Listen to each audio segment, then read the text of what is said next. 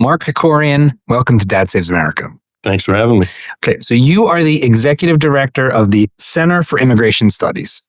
And back in November, my organization, Emergent Order Foundation, we produced a rap battle about immigration, pitting one of your scholars, George Borjas, who someday will watch it if you convince him to watch it, versus a friend of mine, Brian Kaplan, over the debate over should we have, more openness, in even total openness versus less, more closed.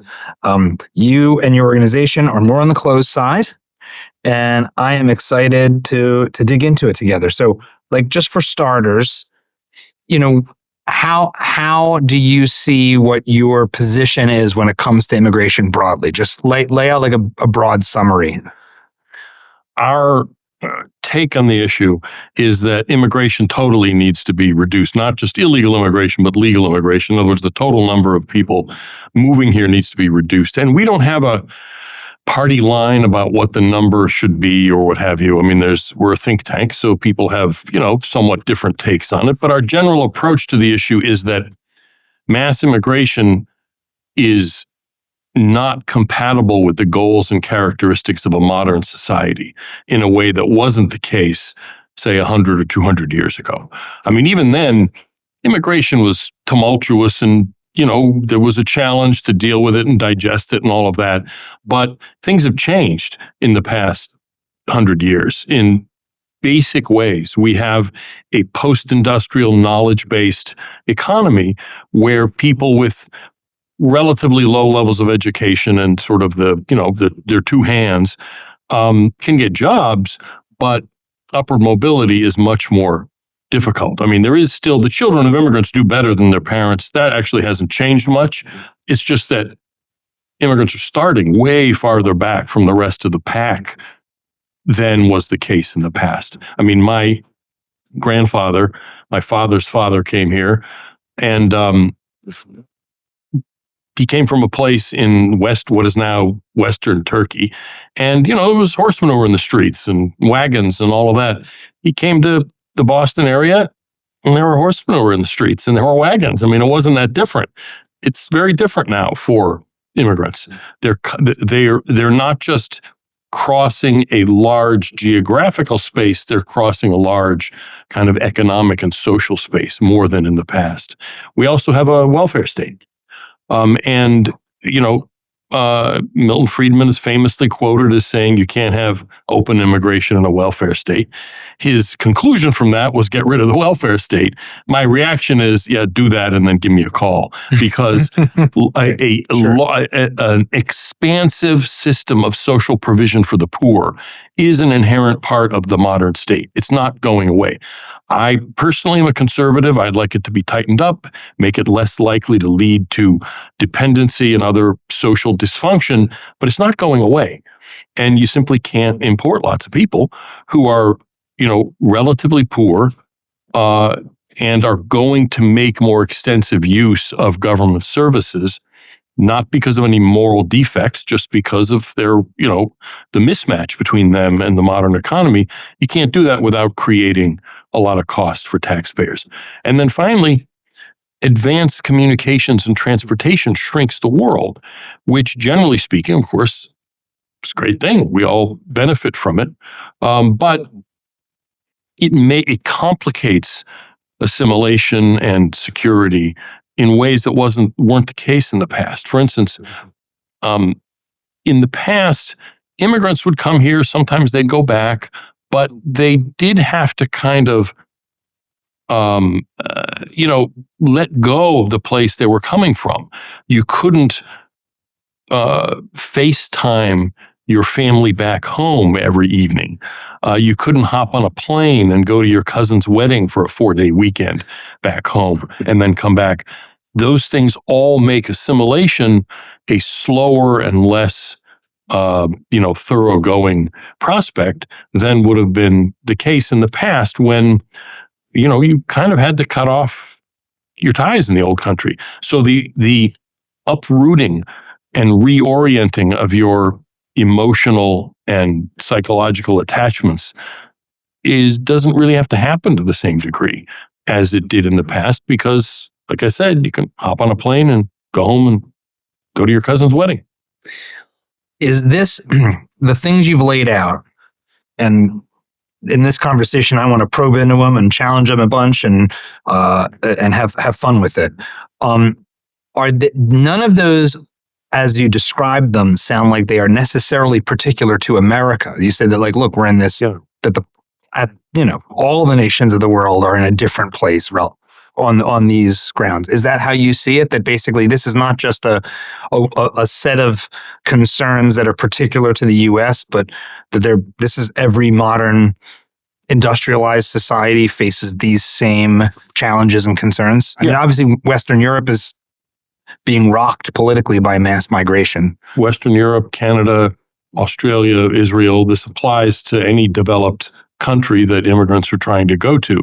Now, I'm mainly concerned with the United States, obviously, but yeah, there is a broad incompatibility between mass immigration and modern society.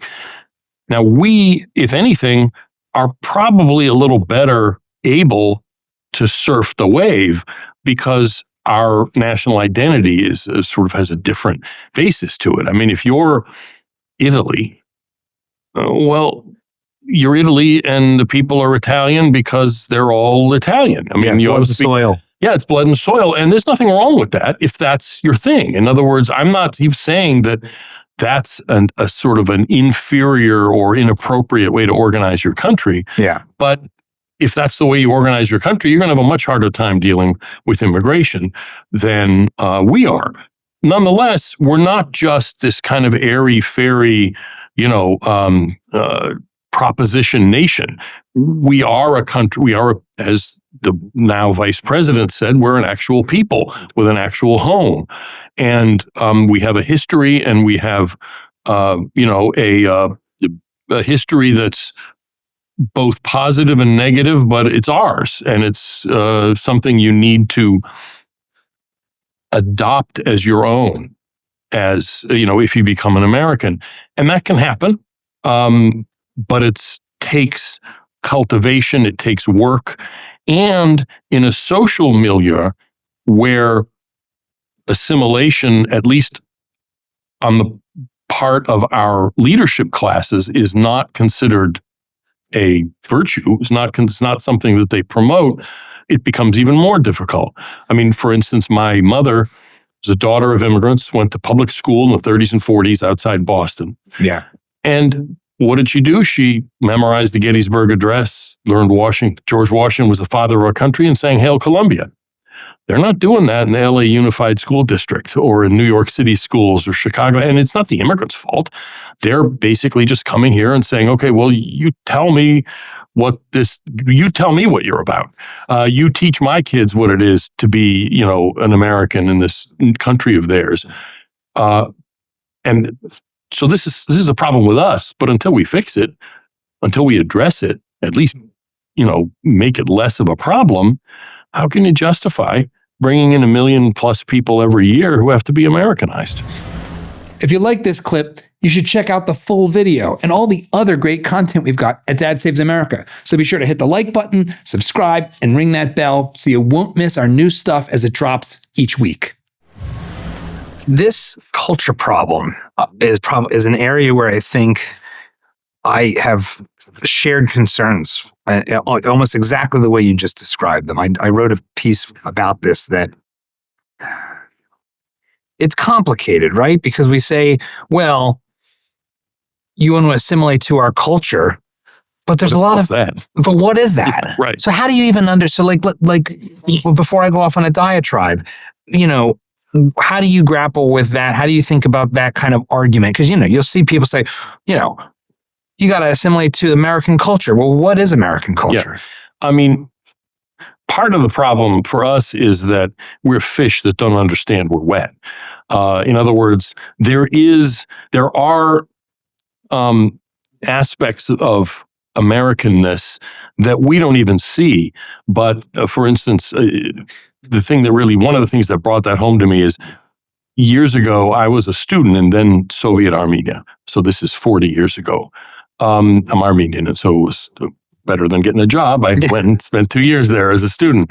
A group of us, Armenians, mostly from like the Middle East and elsewhere, but like older, we weren't kids, went on various trips in the Soviet Union. And one time we were, I believe it was in Central Asia, Tashkent or something, or Samarkand. And the guy I was with, who was Armenian, but was a doctor from Aleppo, actually. And he said, look at those two groups of tourists. He said, those people are Europeans. Those people are Americans. I said, come on. He said, I guarantee you, look at the way they walk, look at the way they carry themselves and dress. Sure enough, he was right.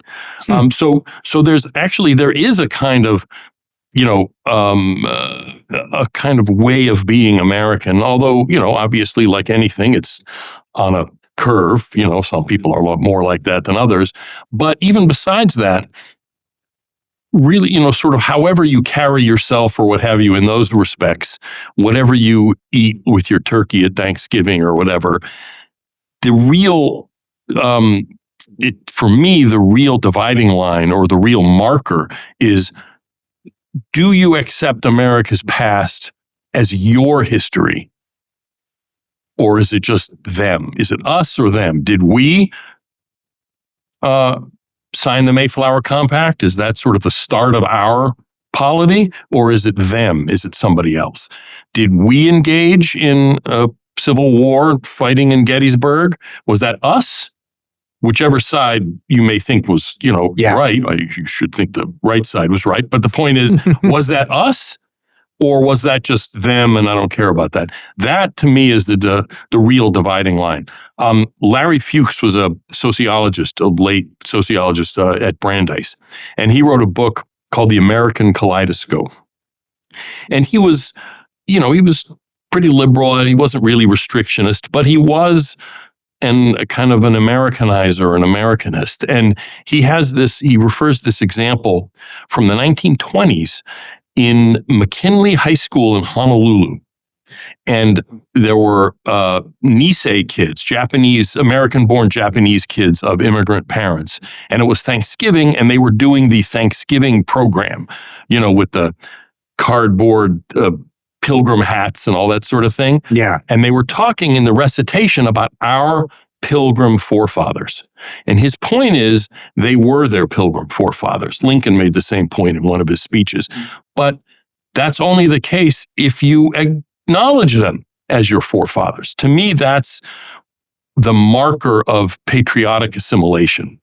And that doesn't mean it's all great. That means that you also share a burden of responsibility for all the stuff we screwed up in the past. I had a college roommate, Italian-American, who once said, and he's a great guy. I mean, I'm not criticizing him, but I mean, it's all right. You can be harsh. No, but I'm not really. But it illustrated something. And he said, all these people is sort of people complaining about the inheritance of slavery and all that. My ancestors in Southern Italy, they were probably worse off than the slaves back then. And, that may even be true, but it's still your problem because you're now an American. So that's now your history. It's both, the Declaration of Independence and slavery. It's all ours. If you don't consider that us, if you don't consider that yours, then you're just not assimilated. Sorry. And as far as the rest of it, I couldn't care less. You're hitting on something that's kind of funny because I'm how would I say this? So I'm 100% Italian, family. So genealogically, genetically, although genetically it's you never know. It's the Arab 5% it's Arab, 5% it's like Northern Africa, right. Mesopotamia. Yep. My parents, grandparents, great-grandparents, my great-grandparents all came into Philadelphia, and then the family. My condolences, but anyway. Hey, we got good sandwiches. It's true. They all stayed through to my parents, right. and then my parents' generation really was the one that started to spread out. Sure. Around mostly in the Philly area. I'm kind of an outlier. I live in Texas. Austin, right? Yeah, Austin, Texas. Of course. It's like, Texas-ish. The least Texas part. Although I like Texas proper. I like Austin. I'm just Texas saying. proper is actually more my speed, to be honest. But we have a saying as Italian Americans, metagon. Yeah, You heard this term? Of course I know. It's So, yeah. Amerikatsi is the Armenian word for it. And it means people who aren't Armenian and who aren't obviously something else. Like, Right. you might not call, like, you wouldn't call blacks that. You probably wouldn't call Jews that. But No. you know what I mean? It's like wasps. It's like WASP, although it can be, Yeah. it can But include it's Northern wasp, but Europeans. it could be other whiteys. Sure. It's kind of like if you're whitey. I understand. I get it. Yeah.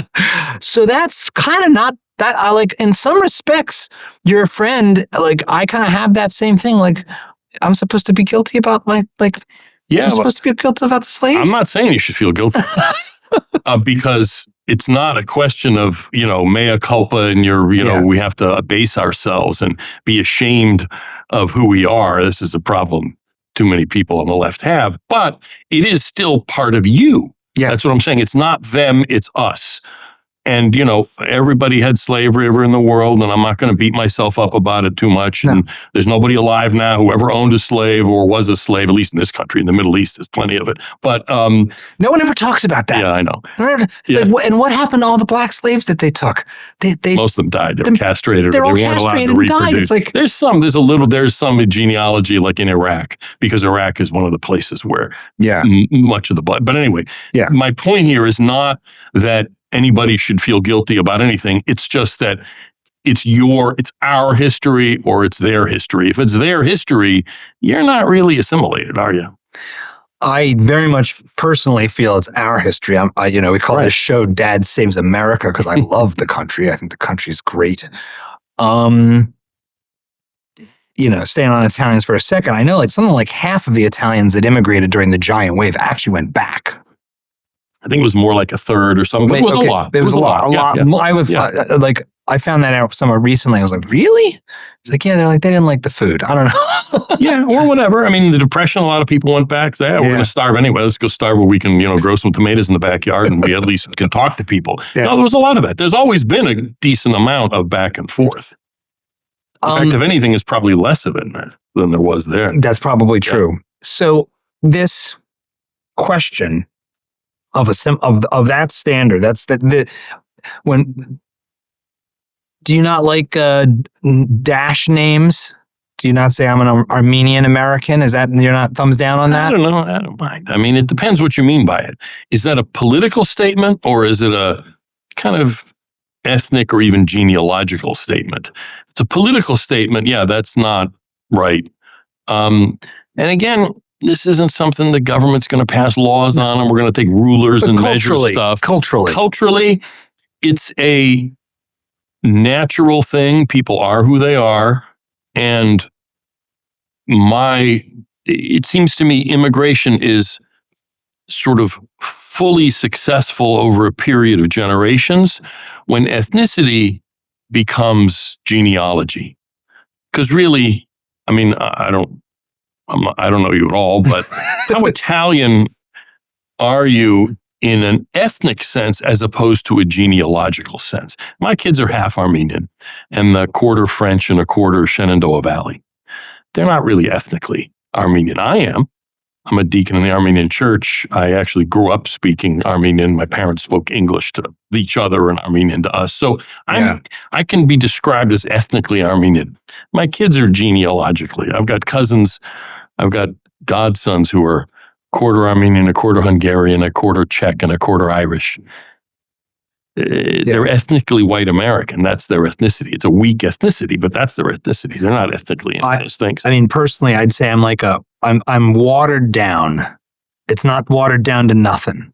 So there's a lot of simpatico that happens along the way, but then at the same time, it's not like it was even for my parents who were growing up in essentially like the Italian-American South Philly. You can call it ghetto, I suppose, like neighborhood. I mean, but neighborhood, a neutral term. Yeah, but I mean, and again, my point here is not that there has to be some kind of measurement, and it's it's digital, yes or no, 1 or 0. It's a process, and it takes time over generations. I mean, look at French Huguenots. There's a friend of mine. His wife has some Huguenot ancestry. In fact, I think she belongs to some Huguenot something society. Well, I don't even know what Huguenot is. French Protestants. Okay. Because they became a separate ethnic group when they were all suppressed and they fled. All right, yeah, like they went to Catholic Germany and friends. Africa and Brazil and here. It's not an ethnicity. You know what I mean? It's it's like a DAR kind of thing. You know what I mean? It's genealogy. And that's fine too. But my point is that it seems to me the goal of immigration in this respect of assimilation should be that your ethnic ancestry becomes a genealogical question that you may or may not be interested in. And if you're not, that's fine too. Not a sort of politicized ethnicity. Is it the case that assimilation into America has gotten slower and less effective generation? I know this is an argument that your sort of intellectual opponents on. I'll just mainly focus on my libertarian friends as opposed to the lefties, because the lefties have a bunch out of to lunch. Yeah. They're all day. I don't know what the hell they're talking. Oh, they have a lot more political sway than the libertarians. Yeah, but I mean, the libertarians are Brian Kaplan, Alex Nowrasteh. They have a coherence. Yeah, right. Exactly. They would argue, and I like Brian, by the way. Yeah, so, but yeah, Brian would argue we're assimilating people at roughly the same rates as before. And I mean, the most recent example that's interesting is I think 50. I don't know how perfect this number is, but I've heard and read that 55% of Latino Americans voted for Donald Trump. I don't think it was that high. I think men. Yeah, overall, it was like 47 or something like that. So 46, which is pretty, even 47 with the women is pretty good. Absolutely. 50, but a majority of Latino men. And this is the president who has hit Mr. Build a Wall, Mr. Deport them. And the them in this case is going to be largely Mexicans and Southern Americans. Right. So isn't that like a textbook? Isn't that like a perfect exhibit A for we're assimilating just fine? I mean, look, our Latinos are voting for Trump. That's crazy. I mean, there's a bunch of questions there. Who are the Latinos? Because there is no such thing as Latinos, really, in some sense. Sure. I mean, I was just last spring, we do a border tour every year. And last year's border tour was in South Texas, a little bit upriver. It was Del Rio and Eagle Pass. And we've been to farther, down in the Rio Grande Valley other times. These places are 95+% Hispanic. Yes. But they're not all that heavily immigrant. In other words, it's like a regional culture. It's like Cajuns or something like that. I mean, they all know Spanish, or most of them do. But it's nothing political about it. It's nothing to do with Mexico as a government or even as a country. Those people have become pretty heavily Republican. And that is a sign of assimilation. Not so much that you need to vote a Republican to be an American, which is not the point. The point is you vote more like the rest of the country. So instead of 95% of you voting for Franklin Roosevelt for generation after generation, it's more of an even balance. You see that with Italians too. I mean, it's a lot of Italians who are Democrats, but not the majority. But it's not what it used to be anymore. Even if it is the majority, it's not sort of the lopsided thing that it used to be in the past. And so that's obviously, that's a great sign. The only counterbalance thing, or the only thing that to me suggests at least a certain degree of caution, is how much of that in this particular case was that the left just went completely insane. In other words, it was like normal people with a variety of views just didn't really have much of a choice. And so, if they didn't want their children to be, chopped up and all the rest of it, they ended up having to vote for Trump. So, and look, I voted for Trump myself 3 times for my sins. And, and I'm glad that it worked out the way it did. I'm delighted. Sure. But that example doesn't, to me, necessarily sort of disprove all the rest of it. Because, look, multiculturalism, however, and whatever iteration it is in now, isn't something you can just beat in one election. It's deeply rooted in every nursery school and every parish and every business And it's going to be a long process to kind of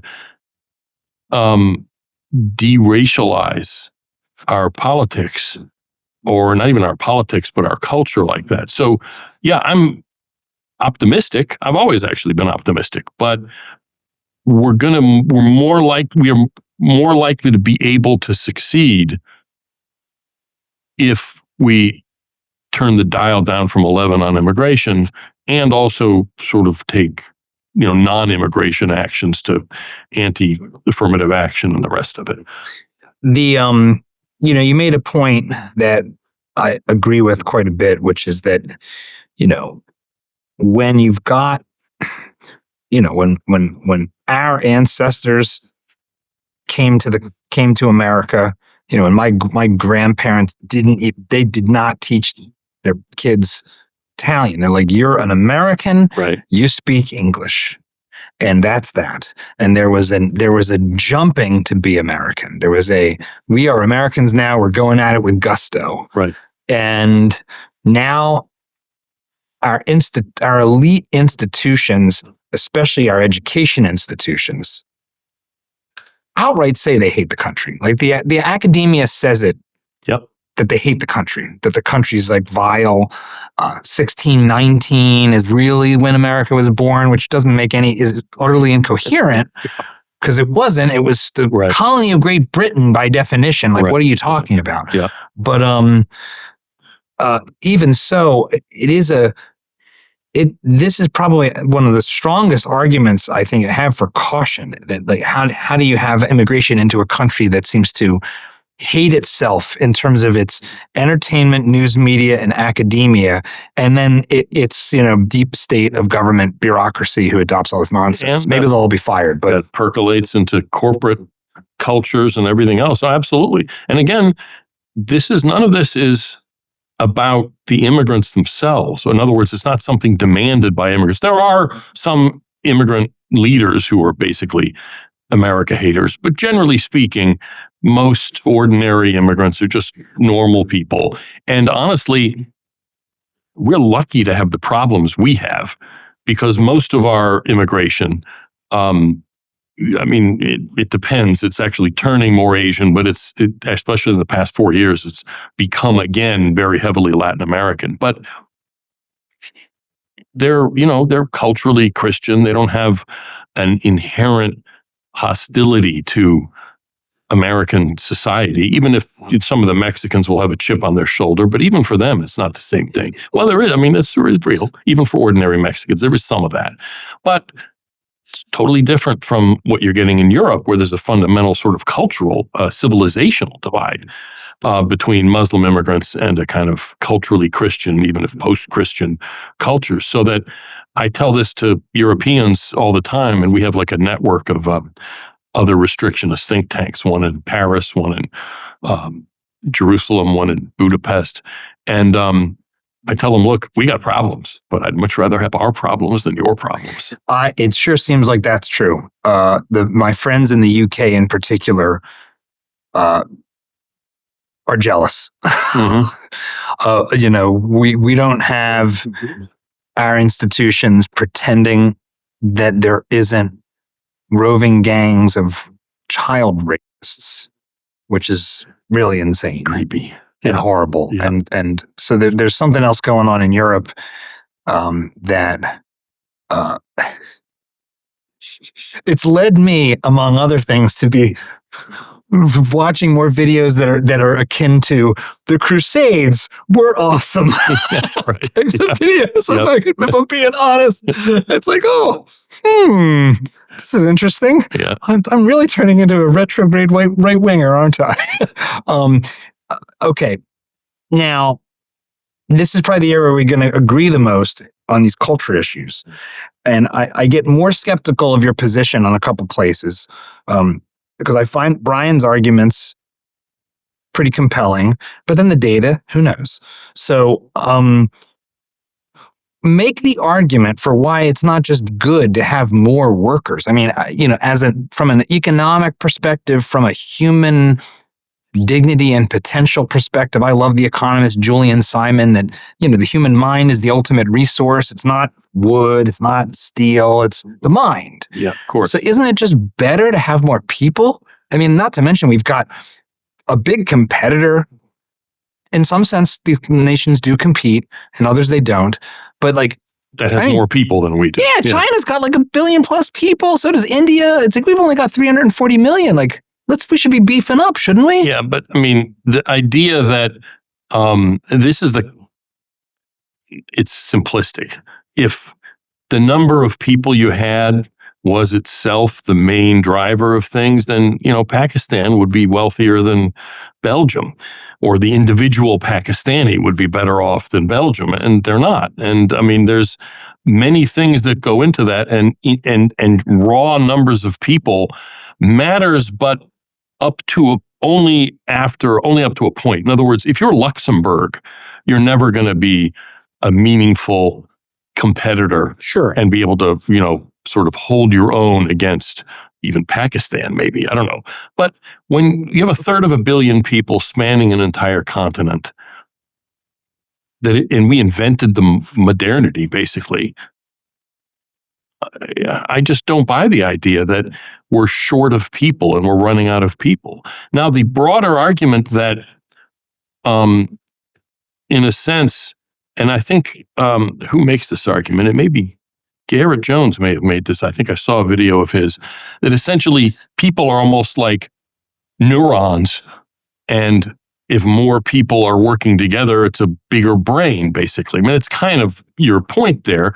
To some extent. Yeah, but the wisdom of crowds. But the fact is that with modern technology, we can sort of patch together the bigger brain of humanity without having to move people here and creating all the externalities that can create, especially for those of our fellow citizens who are less successful. We do have a kind of, I mean, I would consider us necessarily to have a kind of preferential option for less successful Americans. Not everybody's going to become a think tank person and go to college and get a professional managerial class job. Most people aren't. And we have a responsibility to our own fellow countrymen to make sure that they can build work lives and lives in general where, they can thrive and live in dignity. And we can't do that if we open ourselves up to the rest of the world, because now they're competing with everybody in, I don't know, just pick the place in Pakistan. Well, for a lot of people in Pakistan, life would be better living on the street in the United States than living back in Pakistan. I don't think we should be subjecting our own poor, or not even just poor, but our own less successful, those people who have not done great out of globalization. I don't think we should be subjecting them to that. I saw, and I believe you guys put this information out, and that something to the effect, it was over 90% of the new jobs created since COVID had gone to first-generation immigrants. Am I getting that right? Immigrants, yeah. Yeah, something like that. I don't think it was that high. Well, it may have been. And I think it was. It was high. There's new numbers coming out that may actually be refining that down a little bit. Okay. But the fact is, yes, most new jobs since the kind of restarting of the economy have gone to immigrants. And that is one aspect of a broader problem, that the share of working age men in the United States who are working or looking for work is at one of the lowest levels ever. It's been declining for a while. Immigration isn't the only cause of that. It's contributed to it. There's no question about it. But there's there's all kinds of other reasons for that. But what incentive is there for business leaders, political leaders, others to grapple with that problem? Is to reassess disability payments, to reassess cultural attitudes toward work, all kinds of things that some liberals would like to do, some conservatives would want to do. But what incentive is there to actually engage that when you can always just import somebody else to do your carpentry? You give American young men, it's like, here's your weed and your welfare check. Go play your video games. We're going to import Guatemalans to hang drywall. That's just wrong. I mean, we have a responsibility to our own people. And it doesn't mean, nobody's ever going to fail. I mean, the reality is what it is.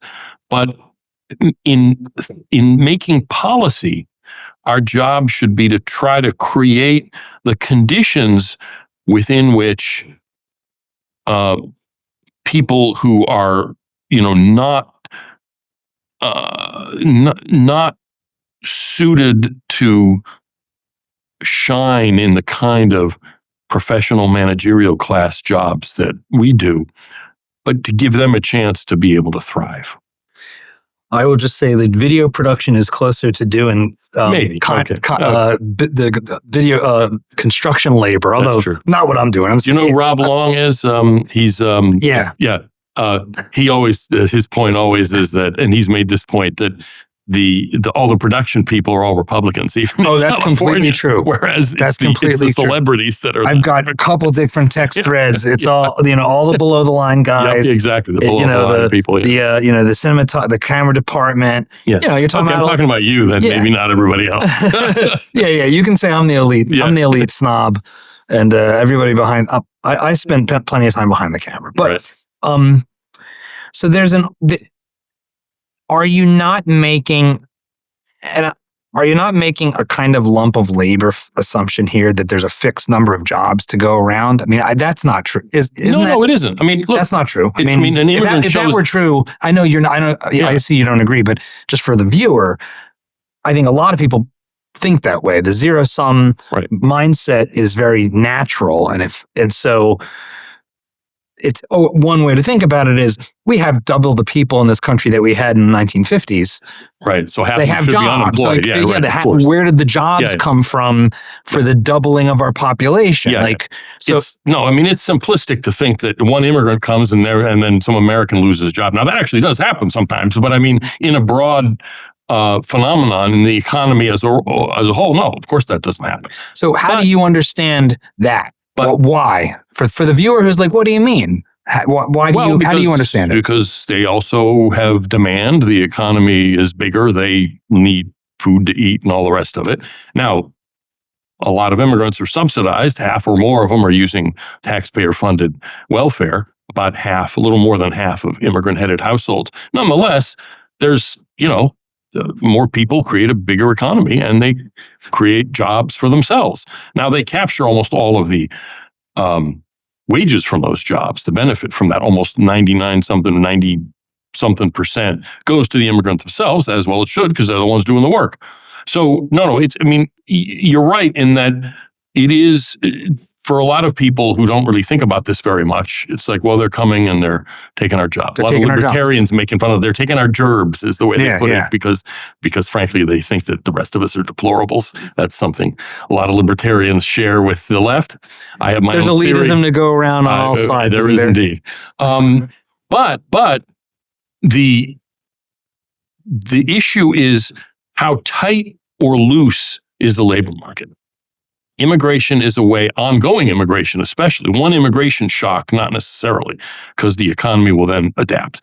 But ongoing mass immigration is a way to keep the labor market loose so that workers have to hustle to find jobs rather than employers having to hustle to find workers. And government policy is going to contribute to one or the other of those outcomes. It's not a dial where you can micromanage it and all of that. But generally speaking, government policy is either going to loosen the labor market, which makes life easier for employers, or is going to tighten the labor market and make life easier for workers. And that's a kind of a values question. That's a political question. In other words, I'm not even necessarily saying one of those, I clearly think one of those is better, but you can make the argument that government policy should make life easier for employers rather than for workers. I just disagree with that.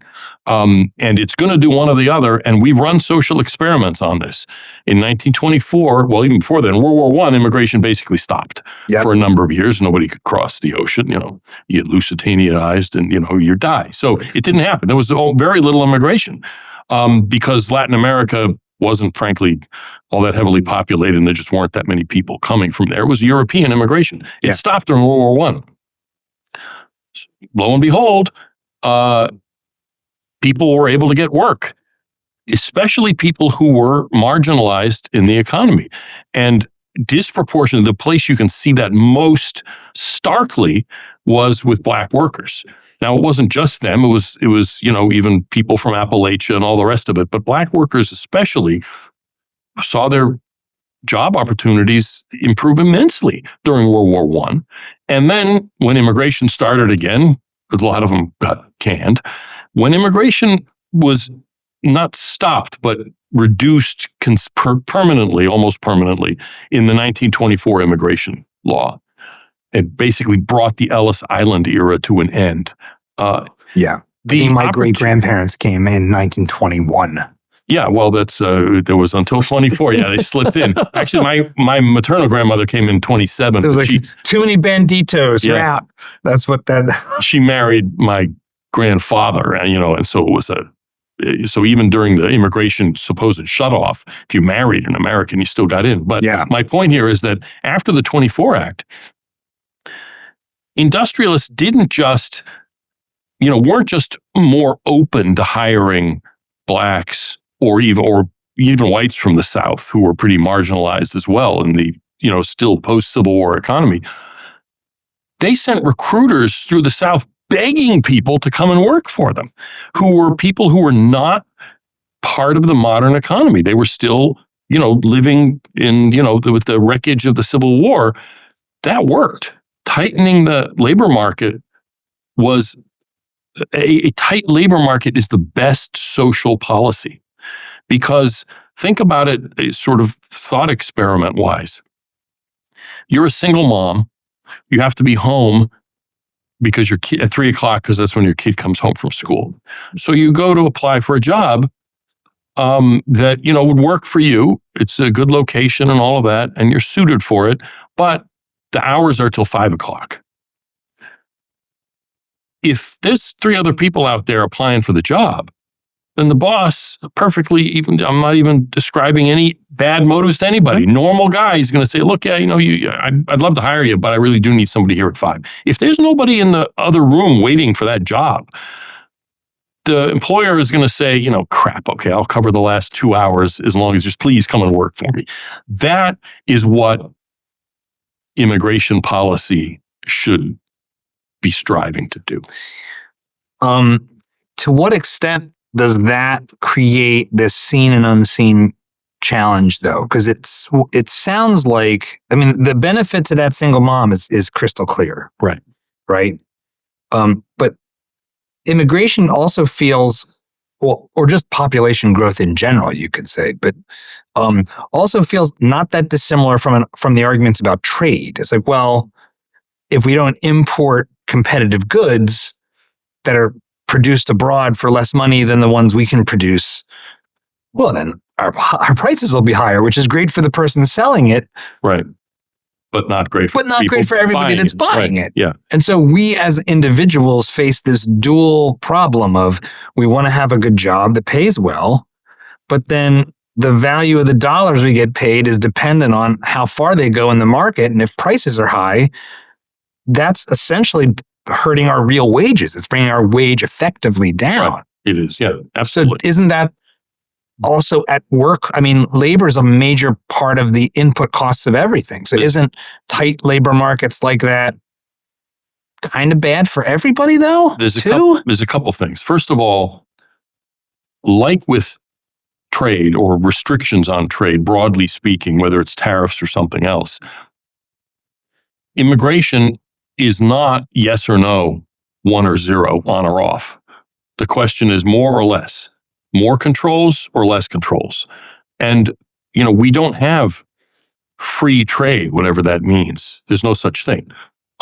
We have all kinds of restrictions and limitations. I'm not making an argument here for tariffs or not. It's not my area. Yeah. Honestly, it don't bother me that much. But the point is, we don't have open borders, open immigration for people, and we don't have open immigration, essentially open importation of goods. They're all regulated and limited. And the question is, more or less, tighter or looser. That's the sort of analog issue that we need to deal with. It's, you probably wouldn't remember TVs in the old days, the UHF. I'm 47. Was, click, click, I remember click. when PBS was like the fourth network. Yeah. In Boston, though, Channel 13. In Boston, it was on VHS. In other words, it was Channel 2. Yeah, right. Whereas in a lot of places, it's the UHF where you got to turn the dial and sort of turn it to. Immigration is the UHF. It's turning the dial a little bit here, a little bit less. It's not on or off. And so that's a political decision that we as people need to make. How much trade protection do we want? More or less? There are arguments both ways. How much immigration protection do we want? More or less? Because the only thing we're considering is not just national GDP or even the mathematically calculated per capita GDP. Those are not unimportant, but they're one thing we consider, not the definitive factor. Yeah, staying. I want to move through the other issues, but staying on the just the purely economic job opportunities, wages track for a bit.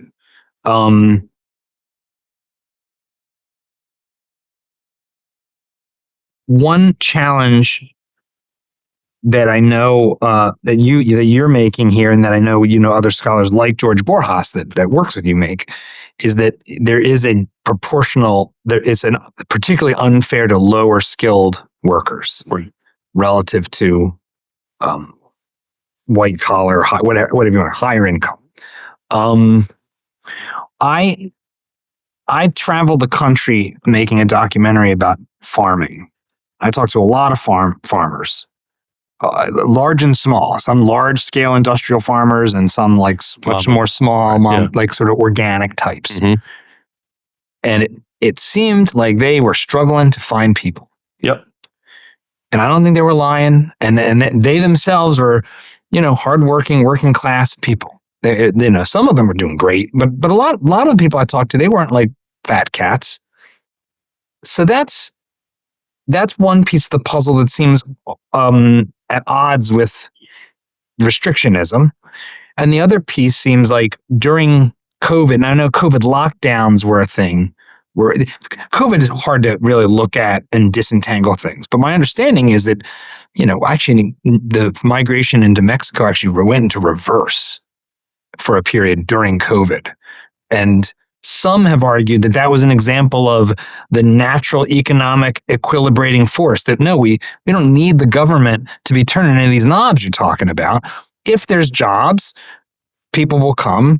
And if we're in a recession or if the job market's loose, they won't come. And that's just sort of a free market at work, isn't that? Like, so how do you respond to those two? They're related. They're not the same question, but they're related. Let me start with the farms issue. Yeah. People have this idea that illegal immigration is, Mexicans going to pick tomatoes. 75 years ago, that was true. It's not true anymore. 5% maybe of even the illegal alien workforce works in agriculture. And I could say the same thing about construction site guys too, by the way. But construction is a much weaker argument because the large majority of people in construction nationwide are native born. The only place you see the Census Bureau slices and dices all the occupations in the country in like 400 something different little categories. There's like 3 or 4 of them where the foreign born in general, not just illegals, but any kind of immigrant, dominate. They're relatively small and they're focused on ag. fresh fruit and vegetable agriculture in Yeah. particular. Now, most agriculture has nothing to do with fresh fruits and vegetables. There's no people out there with scythes cutting wheat No, in tractors, North Dakota. You know what I mean? Row crops. It's all, and cotton, nobody's picking cotton by hand anymore. First time a human hand touches that stuff is, when they get the fabric in Bangladesh to make a pair of pants. The answer, it seems to me, on the ag issue, which is the only area where this argument really is even plausible, is that technology develops and replaces hand labor over time. It's just that in some ag occupations, it's just harder to do, just as a practical matter. But the something that really struck me once, United Farm Workers does these videos before Thanksgiving to sort of shame you. If you're eating your vegetables, you should be for amnesty and open immigration because here's these people working and bringing you your food. And they're hardworking people in the videos. There was this one of a guy picking, I think it was radishes, and he was doing it like super fast and then rubber banding the bunch and then it was really kind of, it was impressive. The guy's kneeling in the dirt with this big hat on his head to avoid getting sunstroke. Should a modern society really have jobs like that? This very philosophical question. I don't know what that means. There's nothing wrong. Well, what it means is we are, through immigration, perpetuating medieval forms of work. And if farm labor becomes, I'm not saying if, as farm labor in certain areas has become more expensive, replacing workers with machines has become more and more viable. So, for instance, tomatoes for processing. Almost all tomatoes grown go into something, sauce, and the stuff you buy in the store is a tiny share of tomato production. Tomatoes for processing, until the Bracero program, the farm worker program for Mexicans, was ended in the 60s, those were picked by hand. When the farm worker program ended, illegal immigration didn't just pick right up. It took a good 10, 15 years. They automated the harvest of tomatoes. And it wasn't just automatic. It's not that simplistic. They developed a sort of different strain of it, and there's all kinds of stuff they had to figure out. But they had an incentive to figure out. Every single tomato that goes into processing for sauce and juice and what have you, every single one is picked by machine now.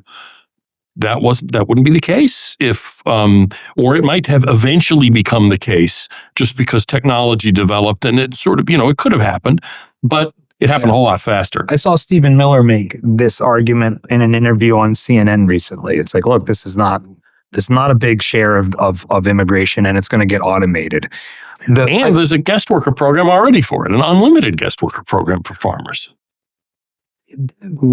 We shouldn't bring people in to fill a job because we'll automate that job away. It doesn't seem like the same argument as we shouldn't bring them in because they're driving down competitive wages of Americans. But it's not unrelated, because by bringing them in, the cost of farm labor is lower than it would be otherwise, and therefore, you can get a higher job, but then we're going to robot it away anyway. Yeah, well, basically, yes. I mean, in an individual sense, that's kind of what it amounts to. And look, even, again, this isn't an on-off 1-0 thing. There's a lot of people who used to work in farm work.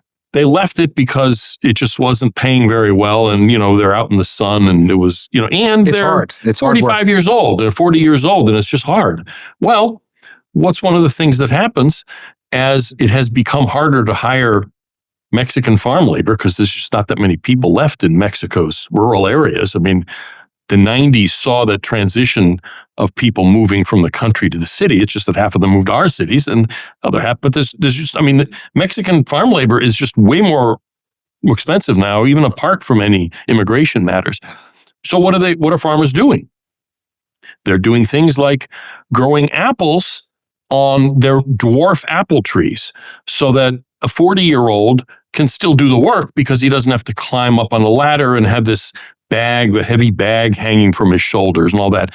Those kind of things, labor aids, they're often referred to. So, you're still picking the lettuce by hand, but there's this conveyor belt thing out in the fields so that you don't have to like fill containers and walk them back and all that. These are not labor saving, but labor aids, and they make it possible for they expand the pool of people who could do the work because they're older and they can't do it the old way. Yeah. All of that stuff is incentivized by scarcity of labor. In fact, Julian Simon himself has a section in the Ultimate Resource where he says the advance of technology is not driven just by science, but by scarcity. And scarcity, essentially, necessity is the mother of invention. Immigration eliminates that mother of invention, or at least weakens the power of it. I'm playing devil's advocate because it's fun, because it gives you the chance to make the arguments.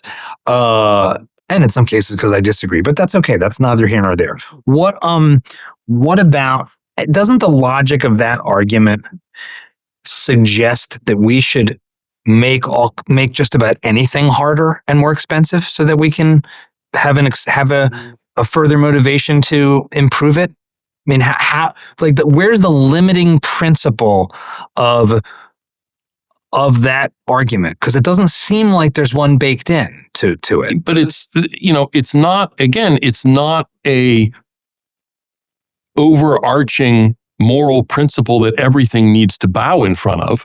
It's a dial that we turn a little bit one way or the other way. The idea that, carrying that to its sort of absurd conclusion, nothing personal, but it's the kind of sophomore year bull session thing that libertarians often fall into even after they've graduated college and become adults. It's one of the, my point is not that there's one thing and we do it all the way or we don't do it at all. It's that, again, it's almost like a political decision, even if it's not strictly about politics. It's like, are we going to have a little more of this here and a little less of that there? And what are the consequences going to be? And tightening up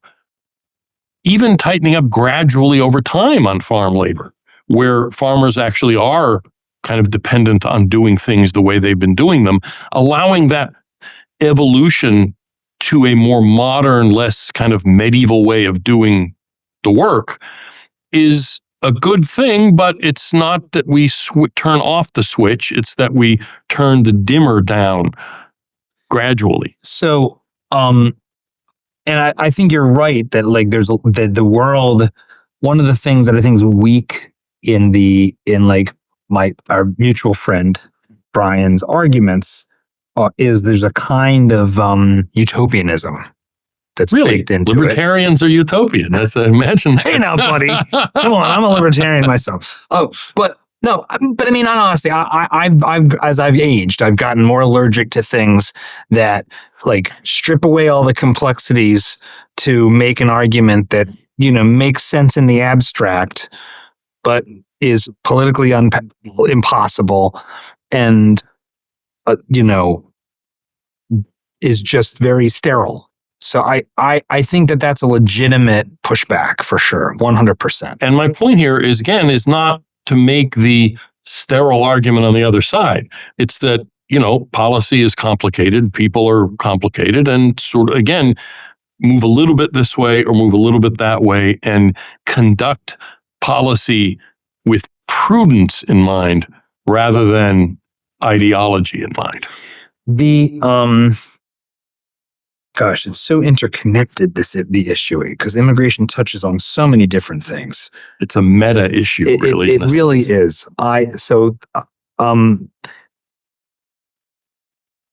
will ask this question, though I might want to ask it again after we switch gears and cover some other ground. You're talking about this dial, but at the start of our conversation, you said you don't really, as an organization, have some specific place you think the dial should be at. Right.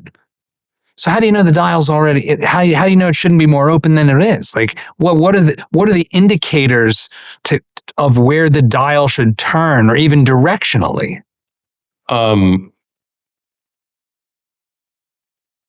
Large scale dropout of especially working age men from the job market. Large scale use, widespread use of taxpayer benefits. Immigrants sort of who can't feed their own children without government benefits, and not because they're doing anything wrong or they're morally, sort of defective, but because there's simply a mismatch with the economic needs, but also the social expectations of a modern society. The fact that although immigrants are almost certainly more likely to speak English, for instance, even before they get here than would have been the case in the past. Right, because global communication and media. Right. And even when they're here, they're going to pick it up almost certainly faster because of television and everything else. Nonetheless, our society is fragmented in ways that immigration contributes to, and even in those ways that immigration has nothing to do with it, it exacerbates that fragmentation. So, the dial needs to go down, in my opinion. And in fact, the way I think about it is not so much that we need to sort of pick a number, whatever it is. The way I think about it, and I got this insight really from the Barbara Jordan Commission from the 90s. She was a civil rights icon. We debated whether we could feature how to feature Barbara. The interesting people are all dead, though. She's passed away. And Richard Estrada, who was actually worked at the Center briefly, was a Dallas Morning News columnist. He's passed away. Ellis passed. So it's too bad. But their insight was that don't pick a number, decide who you want to let in, and then just let everybody who'd qualify every year, just let them all in. In other words, don't use waiting lists as a way of limiting immigration. Use sort of the definition of the categories as a way of limiting immigration. And so my approach to it, and again, this isn't something that you have to sign on to work at CIS, but this is basically our approach, is that a continent-spanning country with 1/3 of a billion people doesn't need any immigration at all. But there are going to be categories of people whose admission is so compelling that we let them in anyway. And for me, that would be husbands, wives, and little kids of American citizens, which is not even particularly controversial, but that's 350,000, 400,000 people a year. And this is Americans who marry someone abroad. Citizens who marry a foreigner. Yeah. Half of them who do that are earlier immigrants who became naturalized, and half of them are native-born Americans. So that right there is a pretty significant amount of immigration. And then a handful of real Einsteins. And again, in skilled immigration, it depends where you set the bar, and you could set that dial anywhere. I set it, I set the bar pretty high. In other words, your Einstein, at one point I even suggested tongue half in cheek in my book that we just give an IQ test. You get 150 on an English language IQ test. I'll drive and give you your green card, and you'll make your way into society as you want. But I mean, the point is a high bar, but for skilled people, and then a certain number. And again, I set the bar very high here, not the number, but the hurdle of humanitarian immigrants. And that's a whole other show. And I'm happy to talk about that as long as you want. But my point is zero-based budgeting in immigration. You start at zero and then decide who you want to let in, rather than just assume whatever last year's level was and decide, do we want less or more? The H-1B visa program came into a real interesting public debate. Yeah. Vivek Ramaswamy didn't do himself any favors. No. Sort of getting on Twitter and excoriating the fact that. And I've met Vivek, and I like Vivek a lot. Yeah, I've done a show. I like. Yeah, I think we were rooting for the wrong character in Saved by the Bell. I mean, it was sort of a dumb. It's like, so wait, so because we like the Fonz, I guess we're a bad culture. Is that what you're? Yeah. What is this? What is this argument about Saved by the Bell? What's happening? Yeah. This is like the most millennial thing I've heard in my life. Yeah. But What's your take on the H-1B visa program, and what should President Trump do about it? The first thing to keep in mind is the H-1B is an actually existing actual visa program with actual characteristics. It's not some proxy for should we let Einstein come here or not. It's an actual visa program, which is ridiculous. Why?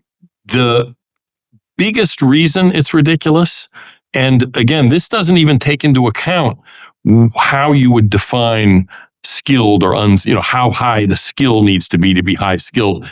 We distribute these visas by lottery among all the employers that submit petitions for somebody that they want to hire. Which is almost definitionally not merit-based. Yes, exactly. Now, it's absurd. Now, there's supposed to be a sort of floor of, they're supposed to have a certain level of education and what have you. So technically, there's a filter to be put into the pool, but most of the people that employers are petitioning for this visa are kind of middling at best, honestly.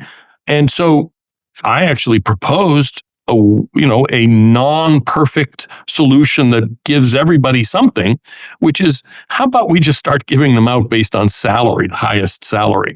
Because then it's a price signal. The employer has said, we value this guy this much, and you should get first dibs on the visa. Now it's numerically capped, and people like Brian and others will say, well, that shouldn't be caps, but there are.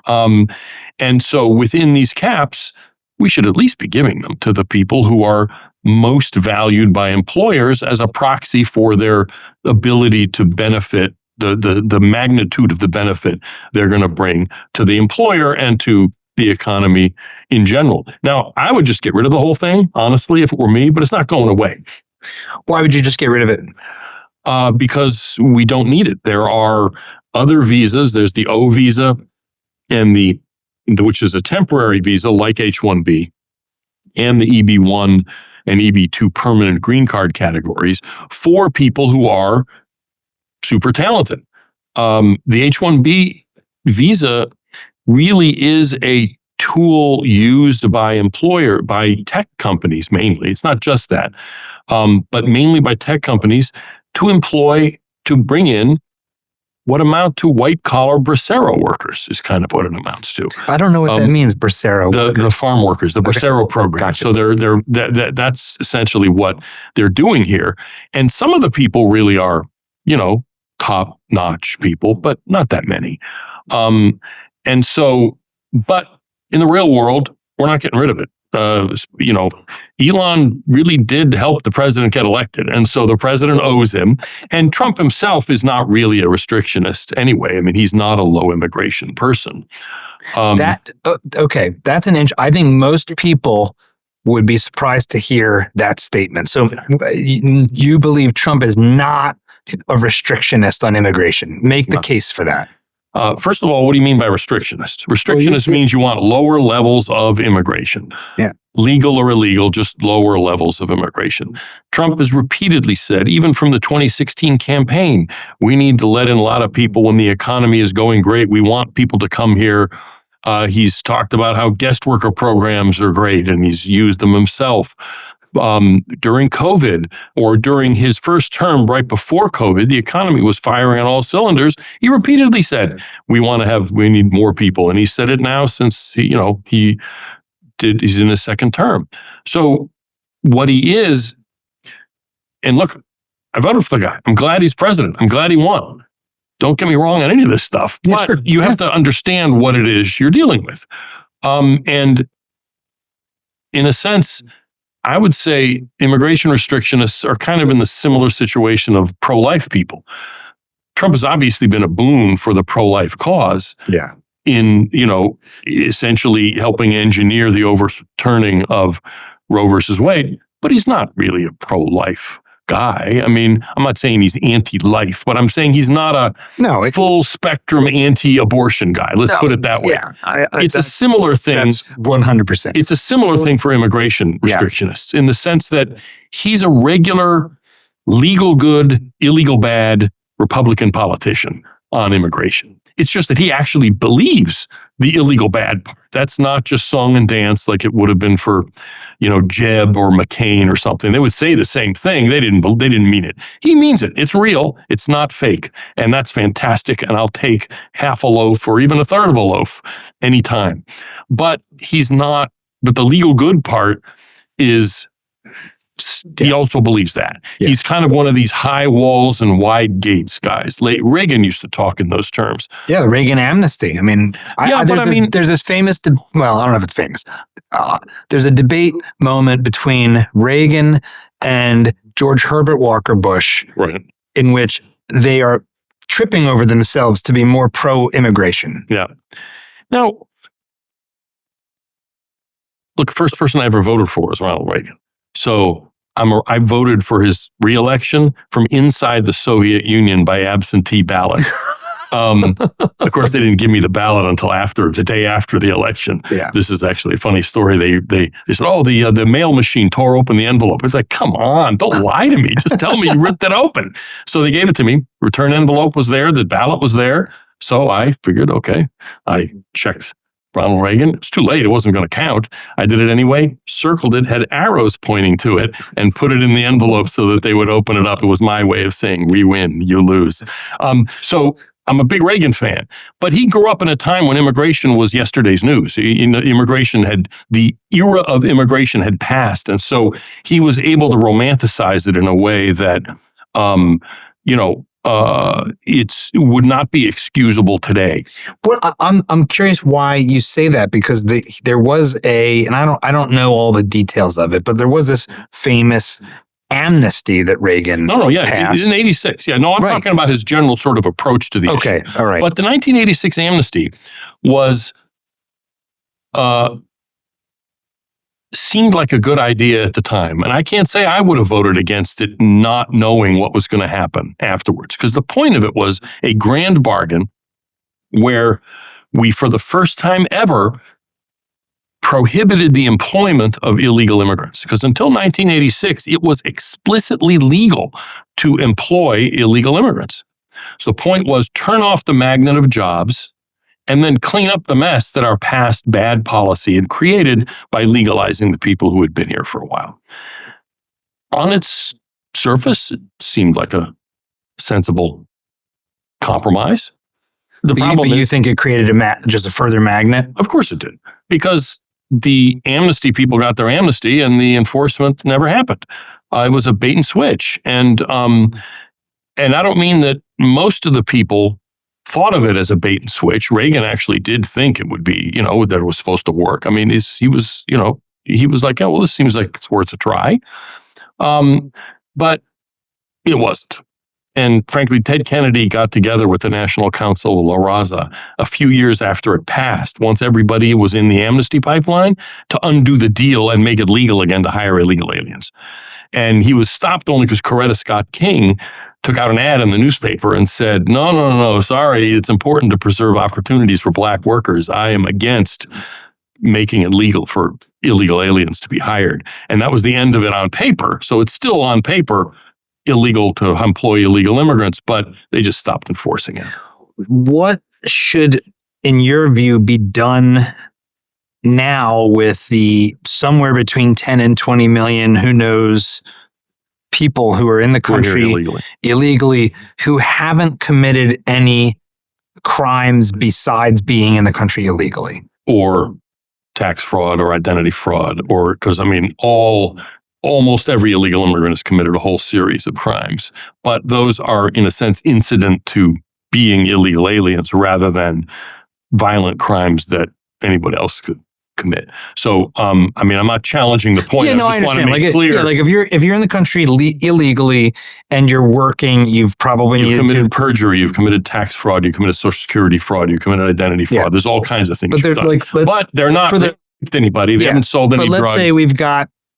Let's say we've got 10 million people. I'm going to make a couple of assumptions. I'm going to assume there's 20 million people here illegally. Maybe that's high. It's a little high, yeah. But anyway, So let's say there's 10 million who are not on the dole, because you said about half are on the dole. Yeah. So I don't like that. I don't like coming in stealing from me. I don't like that. So, but there's half let's just even bring it down. Let's say there's 5. There's What do 10 we million. do with those? What do we do with these people who are being productive? Yeah, maybe they're not paying as much in taxes as they should be, but maybe they are. I don't even know. I mean, well, it's not a should be. I mean, the question is, does their economic output? Yeah. Do they cover it? But that shouldn't, from my opinion, that's something you take into account when we decide whether we should have immigration and how we should manage it and all that. That's the amnesty question is a totally separate thing. It seems to me, if we're going to amnesty people, it doesn't matter whether they pay more in taxes or don't.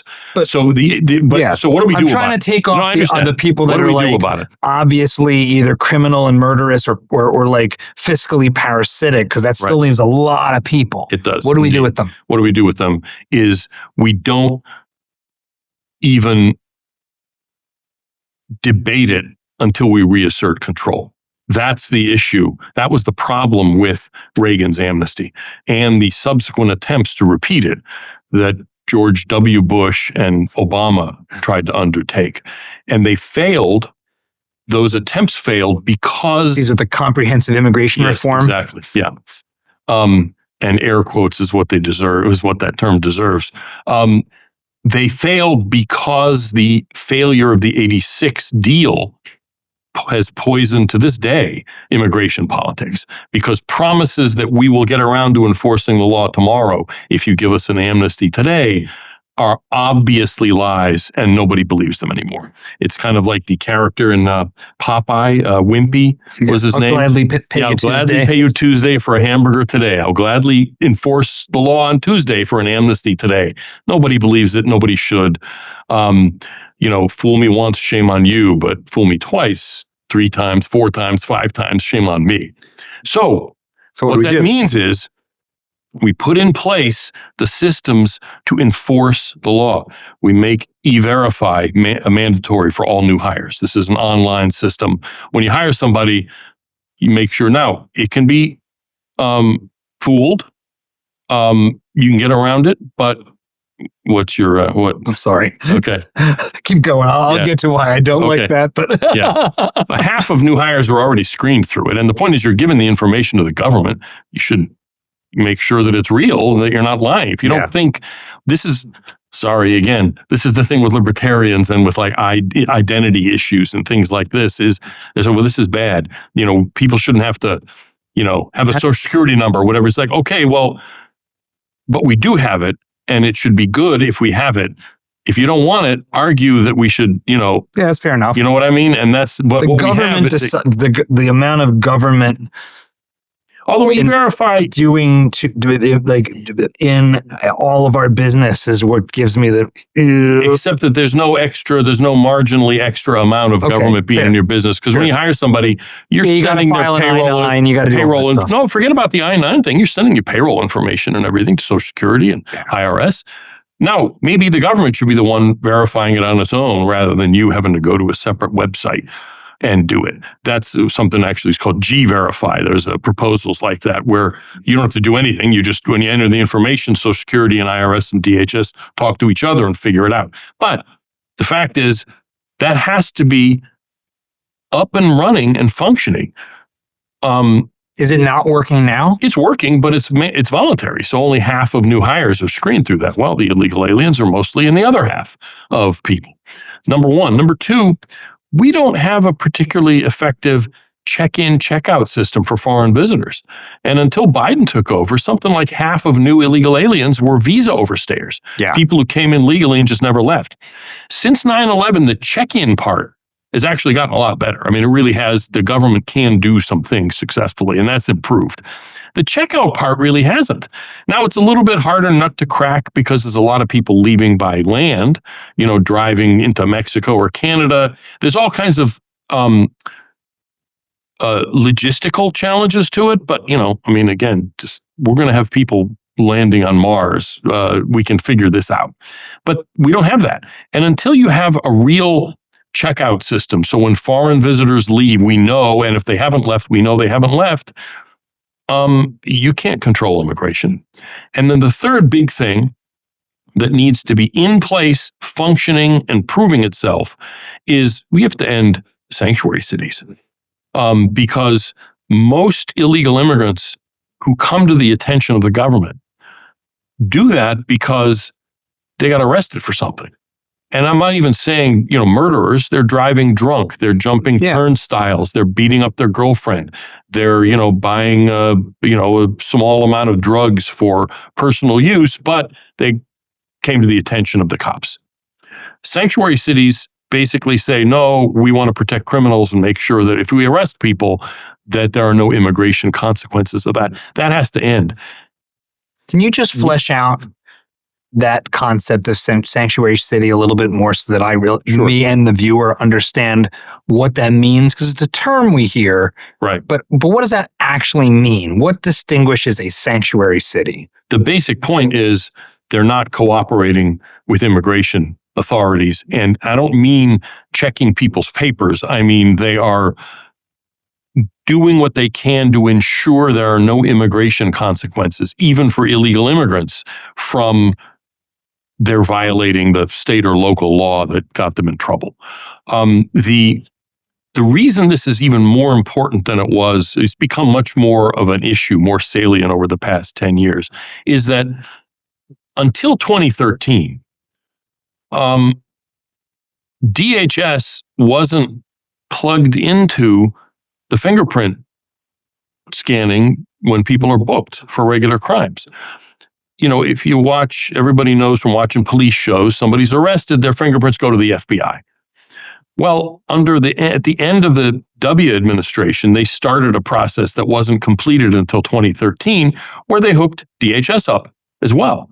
So now when you're arrested and booked and fingerprinted, and there's no more ink, I don't know if I guess you're probably old enough to remember, you do with the ink. For reasons that I don't need to get into that aren't criminal, I've gotten FBI I took the LSAT I've gotten FBI background checks. Oh, really? Okay, So I'm familiar with it. But the point is there's no more ink. It's all digital now. Yeah, you just kind of roll as a little scanner. And every law enforcement office in the country that has fingerprint scanners, those fingerprints go to ICE. So in the old days, ICE wouldn't, or INS in the old days, wouldn't even have known most illegal immigrants getting arrested. Now they know all of them, assuming they're in their files somehow. And most illegal immigrants, ICE has some kind of information on, because they were arrested by the Border Patrol once and then returned, and then they eluded them and got in the country. Well, their records are in the system. Yeah. So when somebody's arrested, they pop up. ICE computers flag them. Their facility is outside Burlington, Vermont. It's the Law Enforcement Support Center. And ICE says to they send a note to the local jurisdiction, hey, can you hold on to this person when you're finished with them? In other words, if you're going to send them to prison and prosecute them and all that, do whatever you're going to do, but let us know. Or if you're just going to let them go because you don't have enough evidence or the prosecutor doesn't want to prosecute or whatever, let us know. And federal law authorizes you to hold on to them for 48 hours beyond the time you would otherwise let them go. Authorizes or requires? Authorizes. It can't require them because states are separate sovereigns. And so that's the issue. And so a sanctuary city basically flips the bird to the... like, no, we're not doing it. Yeah, exactly. Like this. We're not doing it. In the Middle East, they do this. It's the same thing. Nobody knows what that is here, so I'm not offending anybody by doing that. But, and so how do you can't enforce the law that way if you've got basically these nullification policies in a lot of places. My point here is that, and I don't think it's necessarily utopian to think that we can rein those people in, but it's going to be hard. If you've got those systems in place, you will first of all see an attrition of the illegal population because there's always people leaving anyway. And it's always people getting green cards, and sort of our legal immigration system is a kind of permanent rolling amnesty for illegal aliens because some share as much as a quarter of people who get green cards every year are former illegal aliens. So, and that's... I thought being in the country illegally actually made it hard, if not impossible, to get a green card. And if you're on a waiting list for one of the family categories, and then the address they have is the address back in Bogota, and your cousin gets the letter, and then you go back to Bogota and say, "Oh, Senor American Consul, I really am looking forward to going to America," and you get your green card. And there's other ways where you don't have to necessarily lie, but a significant share of legal immigration is former illegal aliens. But the reason I'm saying that is that there's always churn in the illegal population. You have enforcement systems in place, and they can't just be for criminals. They got to be general enforcement, like worksite enforcement and what have you. You're going to see the number coming in lower and the number going out higher. And through attrition, you'll see the illegal population shrink. At some point, and this is a political decision, you say, okay, now that we have fixed the problem first, now we can amnesty the people who are here. I'm actually not opposed to that. I'm a squish on amnesty. I mean, I've got people on my side of the issue who are like, you're a conservative and all this kind of stuff. It's like, no, look, when you turn off the faucet, then you mop up the floor, but you got to turn the faucet off first. So you're not in favor of immediately moving to deport of all of these people? Well, you can't. That's a utopian thing, only a utopian restrictionism instead of utopian libertarianism. It's not the way things work. It's a process. It's not an event. This doesn't mean if you're not a criminal, you're off the hook. No, everybody who's illegally here is deportable at all times. And you may well get caught up in that and, somebody's going to be inconvenienced by restoring order to the system.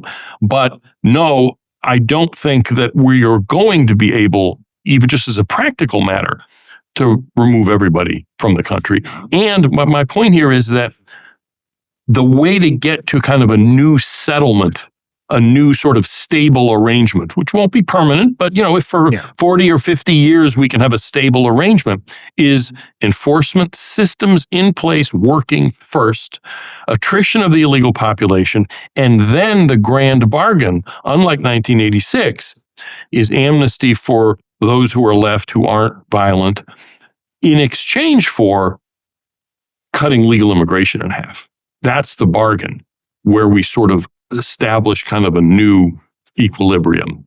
And we're not there yet, but the only way we're going to get there is through a kind of Nixon goes to China moment where President Vance in his second term says, we have now dealt with the most outrageous parts of this problem. We've shrunk it down. And now you can believe me, I'm not lying. I'm not Lindsey Graham here. I think this is what we should do. And just as a final point on that, the way you can sell that to people, again, once they're confident the law is being enforced, is I think there needs to be an act of confession by the illegal immigrants. This is something the lefties, when I mention this, they just like scoff at because they're all kind of post-Christian. But in illegal immigrants, as part of the amnesty process, publicly should read something that they were given in their native language to study and then read it in English, saying that they do not deserve amnesty. They apologize to the American people for having disrespected their laws, and that they will spend the rest of their lives trying to prove themselves worthy of this act of grace for the American people. And then we never mention it again, and they're now legally here.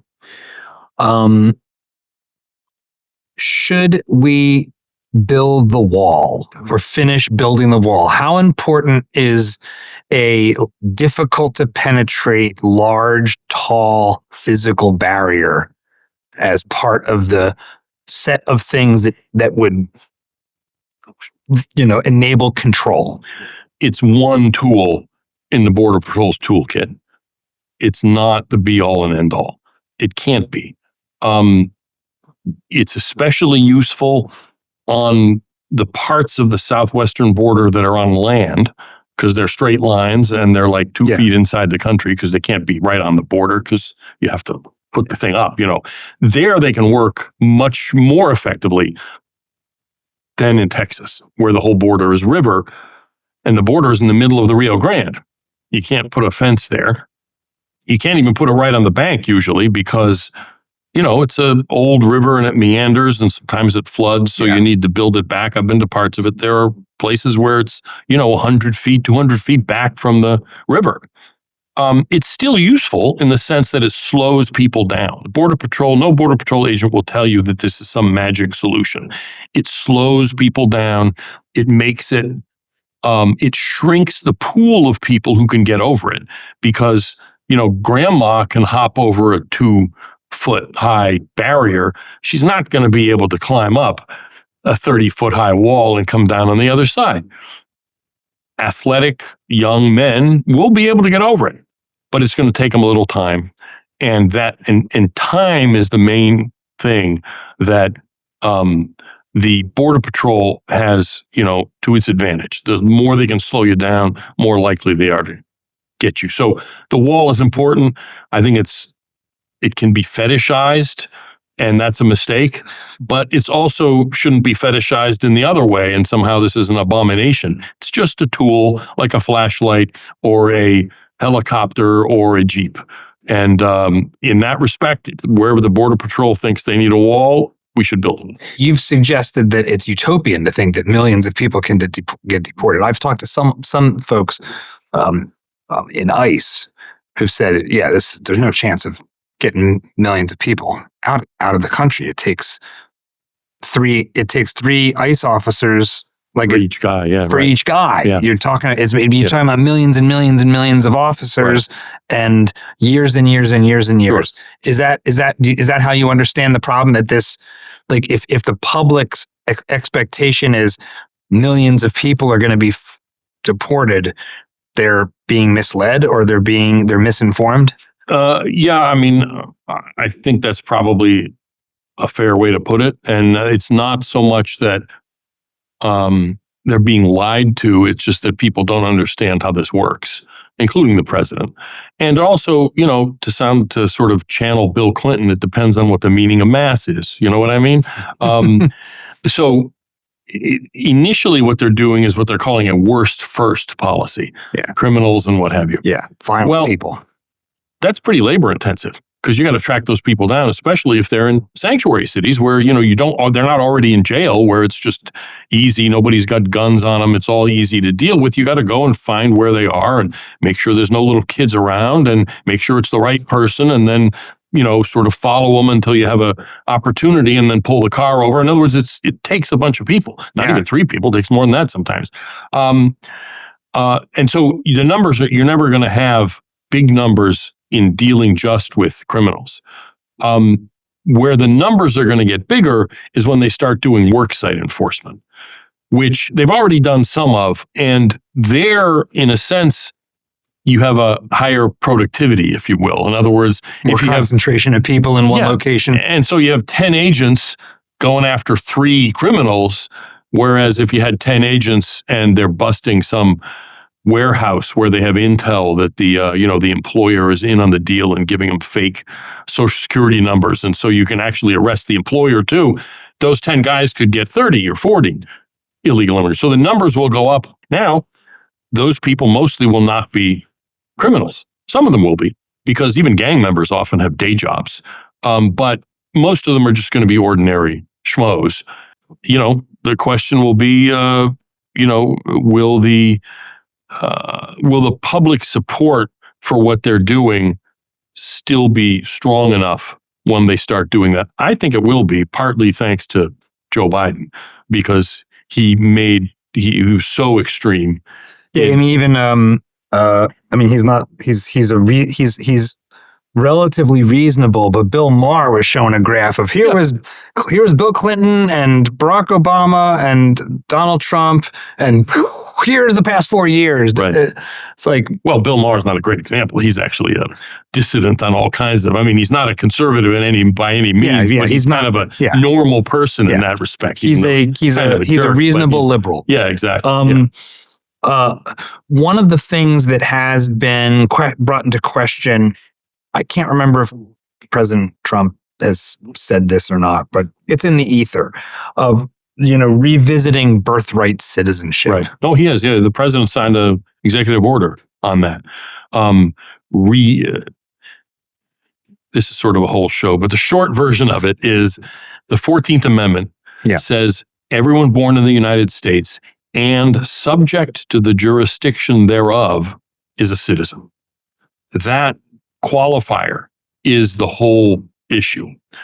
It was initially, the whole point of the 14th Amendment was to make sure newly freed black slaves weren't stripped of their citizenship when the army left the southern states. Yeah, clearly. That qualifier was for Indians living on reservations because they were not, Indians not taxed is what it says elsewhere in the Constitution. And actually the legislation that the amendment was based on says that. I don't know why they worded it that way, but that's what it refers to, basically, as well as supposedly ambassadors. So what's the executive order exactly trying to do? Executive order says that the executive branch interprets subject to the jurisdiction thereof, meaning only people born to citizens or green card holders. That if you're an illegal immigrant or a temporary visa holder, that we have not invited you to become part of our community. And so any kids you have are not citizens. Now, the practical effect of that would be that the Social Security Administration would not issue a Social Security number for a newborn unless they could show that one of the parents at least was a citizen or green card holder, and the State Department would not issue a passport to a kid who couldn't show one or the other. And the point, what that amounts to is that a birth certificate itself would no longer be kind of automatic proof of citizenship. What's your take on that? It's a whole lot simpler to just keep it the way it is and the way it's always been. It's your birth certificate. I'm a citizen. Here's the birth certificate. And it's real. You want to check it out, but it's real. The problem is we don't live in that world anymore where that's practical and sustainable because mass illegal immigration was not a phenomenon back then. And our estimate is something like 7% of all babies born here in 2023 were born to illegal immigrants. Then you add on to that birth tourism. Coming pregnant. And not just as a kind of one-off thing, there are organized companies, travel agencies that market birth tourism. Oh, it's a huge, it's something like our guesstimate is like 25,000 babies a year from China, Russia, Turkey, Nigeria. It's all over the place. China's sort of the one that's gotten in the news where it's a package. You pay one lump sum and you come to the United States. They put you up in they may own like garden apartments or something and they put you up there. You do the prenatal visits, deliver the baby. It's all covered in one fee. And then while the mom and the baby are kind of recovering, the paperwork goes to Social Security and the State Department.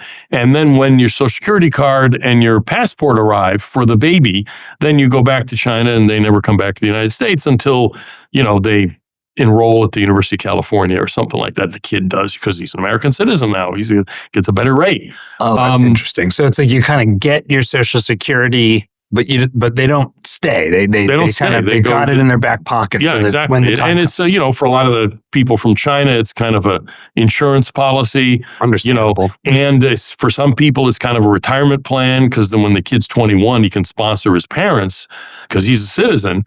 And there's no numerical cap for parents of adult citizens. So, by that point, you might be, if not retired, you're close to it or whatever it is. And this is a way you can move to the United States. Anyway, that's outrageous. And it's only possible because of our current practices for citizenship. The problem is the 14th Amendment also says Congress shall make legislation, I forget the exact word, but, implementing these measures. Not the president, just in an executive order. Now, I understand president is fully authorized to interpret the Constitution. He's a branch of government, and Congress and the president and Supreme Court all get to have their own interpretations. The final call, though, is Supreme Court. If there's a dispute, the executive order has been, I don't know what the proper, is it enjoined or something? It's been, in one way or another, it's been frozen. But I still think, I'm still for it. Because what the president has done is sort of got the ball rolling and got us discussing it. And frankly, gotten the Democrats to defend giving the children of illegal aliens U.S. citizenship, which, is sort of good position to put them in, and even to essentially have them defend birth tourism, which is indefensible, and nobody's really for that. And yet, so, but all of that defending the indefensible has become that party's stock and trade. Sure. That's for sure. The final point on this is that if you change the rules, what you don't want is adult U.S.-born illegal aliens. That's an absurdity in a democracy, and it's not sustainable, which is why places that ended automatic birthright citizenship, like Australia, like France, have a kind of statute of limitations built in. In Australia, the kid, if he doesn't have a parent who's a citizen or whatever their version of a green card holder is, does not get citizenship automatically at birth. But if the kid lives his entire first 10 years of his life in Australia, then he gets citizenship. France does something similar where you don't get citizenship, if you're not the kid of a citizen or green card holder, but at age 18, you make a choice.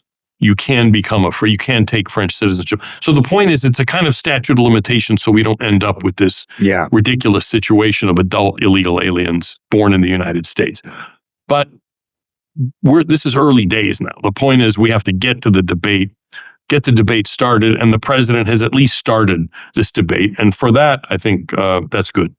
It was either last summer or the summer before, I got a brief chance to meet Mike Pompeo at an event. And it was like kind of at a backstage of a thing. We were both giving a talk. And I asked him about what was going on at the border, and that, help me understand how it could be so different without the law changing. That Congress hasn't acted on immigration. So, right. And one of the things he said that stuck out to me was, just the posture of the administration made a huge difference, because we live in an age where everyone's got cell phones. So right. Knowing or believing or communicating that, hey, if you go to the U.S. border right now, it ain't good. Right. Dramatically reduces the incentive to come. The opposite. And if you're like, come on in, you'll get an Obama phone and a $750,000 apartment in San Francisco with free flight tickets. You show up in droves. Right. Exactly. And I'm, we've got some distance between us on what more or less, but that strikes me as entirely reasonable and probably true. Yeah, of course it is. I mean, that's because people are people. That's the way it works. The only problem with that, with the Trump effect, as they put it, is, and there's a real Trump effect. I mean, they have the numbers of the border are like 400, 500 people along the entire 2,000-mile border in a day. I mean, that's right now. Yeah, that's unheard of. But the only problem with that is you've got to keep it up, and you've got to make sure that the people who are waiting and seeing to see what's going to happen see what they need to see, which is that we really are consistently enforcing the law. We really are making it harder to get a job. We really are making sure that you're not going to get away with it.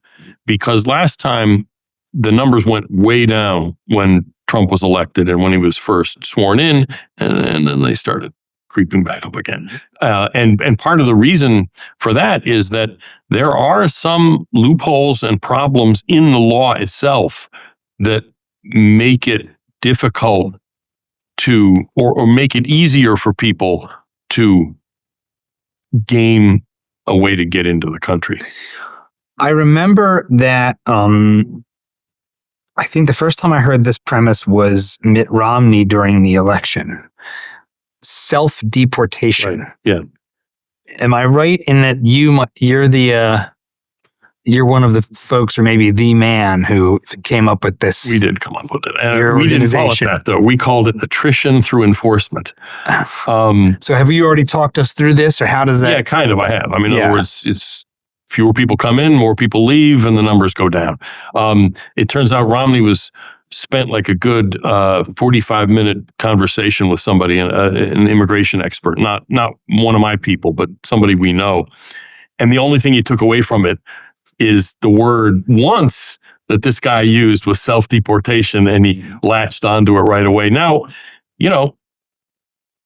now they're happy to use it and nobody gets made fun of in a sense, but it was a different political conditions and you had a different candidate. And, Mitt Romney, for all his strengths, and he's a decent family man and all that kind of stuff, he wasn't the guy to do what Trump needed to do. You needed somebody like Trump to do that. Anyway, the point is, what he was talking about was, in fact, what we need to see. And that's how you're going to get, the only way you're going to get significant reductions. In fact, the president talks about Eisenhower's deportation program in the 50s, which was unfortunately called Operation Wetback.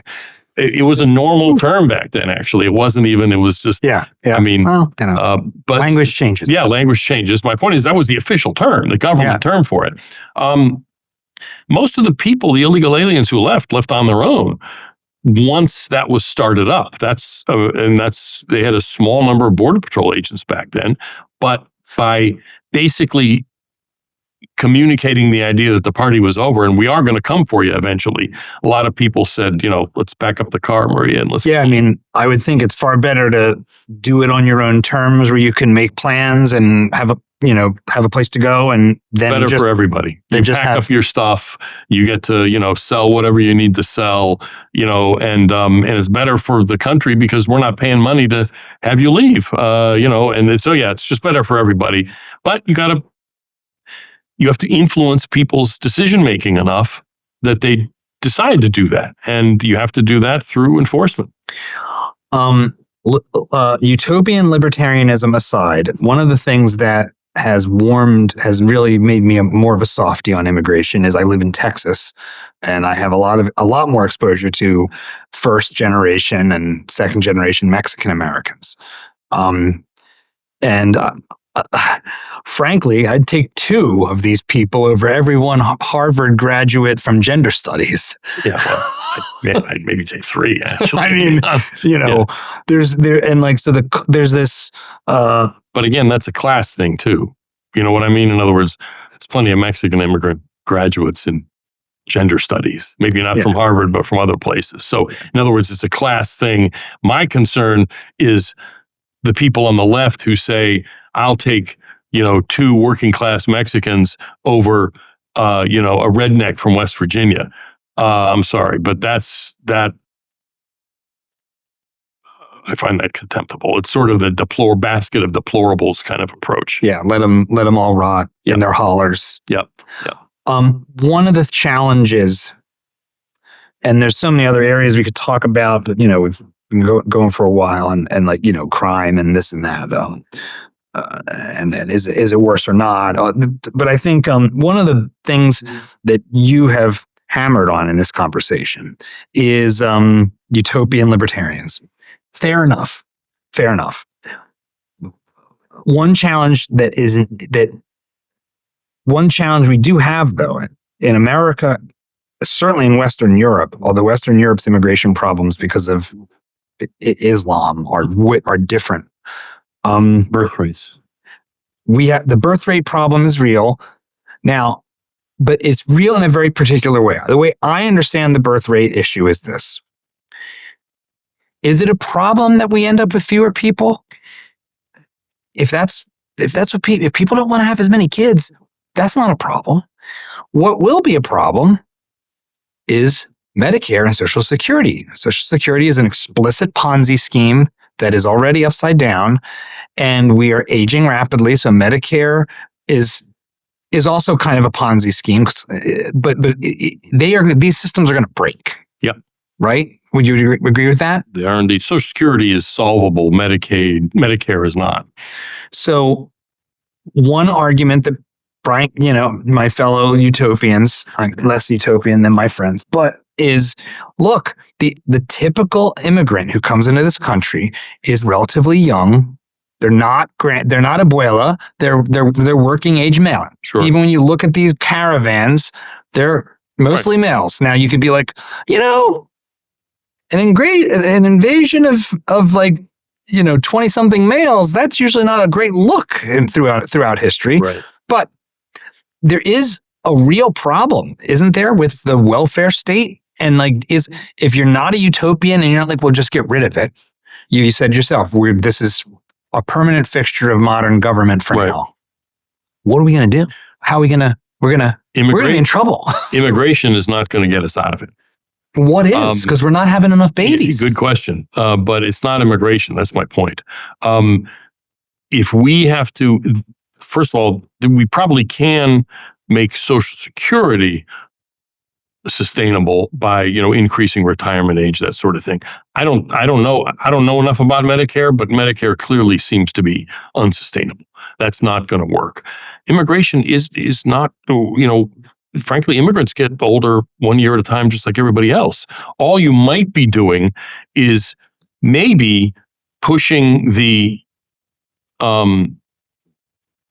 crisis point, the political crisis point out by a couple of years, and not very much, because we already have a huge population. So the amount of immigration you'd have to let in to have any effect, any meaningful effect on the average age of the population or the working age share of the population, what have you. We've run all these numbers. They don't make that much difference because we have such a sort of built-in already large population. That's interesting. You'd have to be, just mathematically, you'd have to be taking in 5 million, 10 million immigrants a year, what have you. I mean, the problem with using immigration as a way of dealing with the aging of society and the lower birth rates is, to borrow from Margaret Thatcher, eventually you run out of other people's people. Because birth rates are declining everywhere in the world, right? Except maybe like Niger and Afghanistan or something like that. But pretty much everywhere in the world. I mean, Mexico now has below replacement fertility. So is India. India does. China's fertility is way below ours. And, Iran, you name it. Obviously, Korea is the kind of the place that's apparently like willing itself into extinction because they've stopped having kids. My point is, this is a broad problem that humanity has as a consequence of modernity and all the things that come with modernity. Immigration's I wouldn't even call it a Band-Aid. It's a cop-out to point to immigration as a way of dealing with this problem. And on top of that, we just published something on this recently. It seems that immigration actually suppresses native fertility, at least for working class people. In other words, immigration, by making housing more expensive and various other effects, indirectly reduces the birth rate among the native born. And so we have real problems as a society. I'm kind of with you in that if people choose to have fewer children, that's up to them. The government shouldn't be telling people how many people they should have. American moms and dads should decide how many Americans there are. Although this isn't strictly an immigration thing. I may not be a pro-natalist. I mean, I like babies. Everybody likes babies. I got 3 kids. But as a policy matter, I'm an anti-natalist. Yeah. In other words, for sure. Don't discourage removing the obstacles that prevent people from having the kids they want to have. And frankly, immigration is part of that. A little part of it probably, but it's part of it. And there's other things as well. I mean, even car seat rules, believe it or not. People have done research.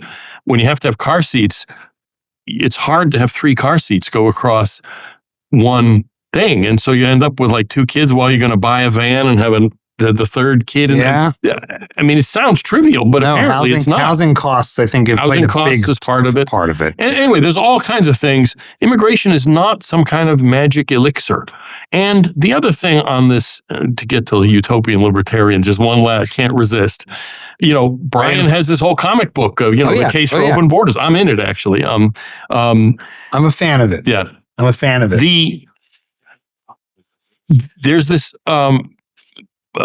talking point that, open borders would double global GDP.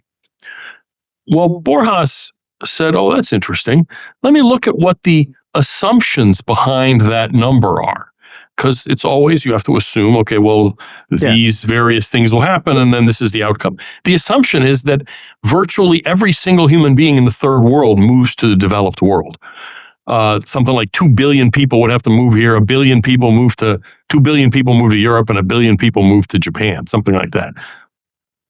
The productive capacity of the country even withstand something like that? In other words, it's an absurd, I wouldn't even call it an academic exercise, because they're actually using it as a argument for policy. It's an absurdity.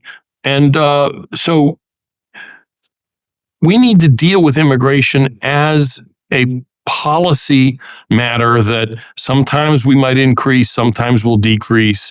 We'll sort of emphasize different flows of immigration. It's not the, what is it? The 0th Amendment to the Constitution that give me you're tired, you're poor, and what have you.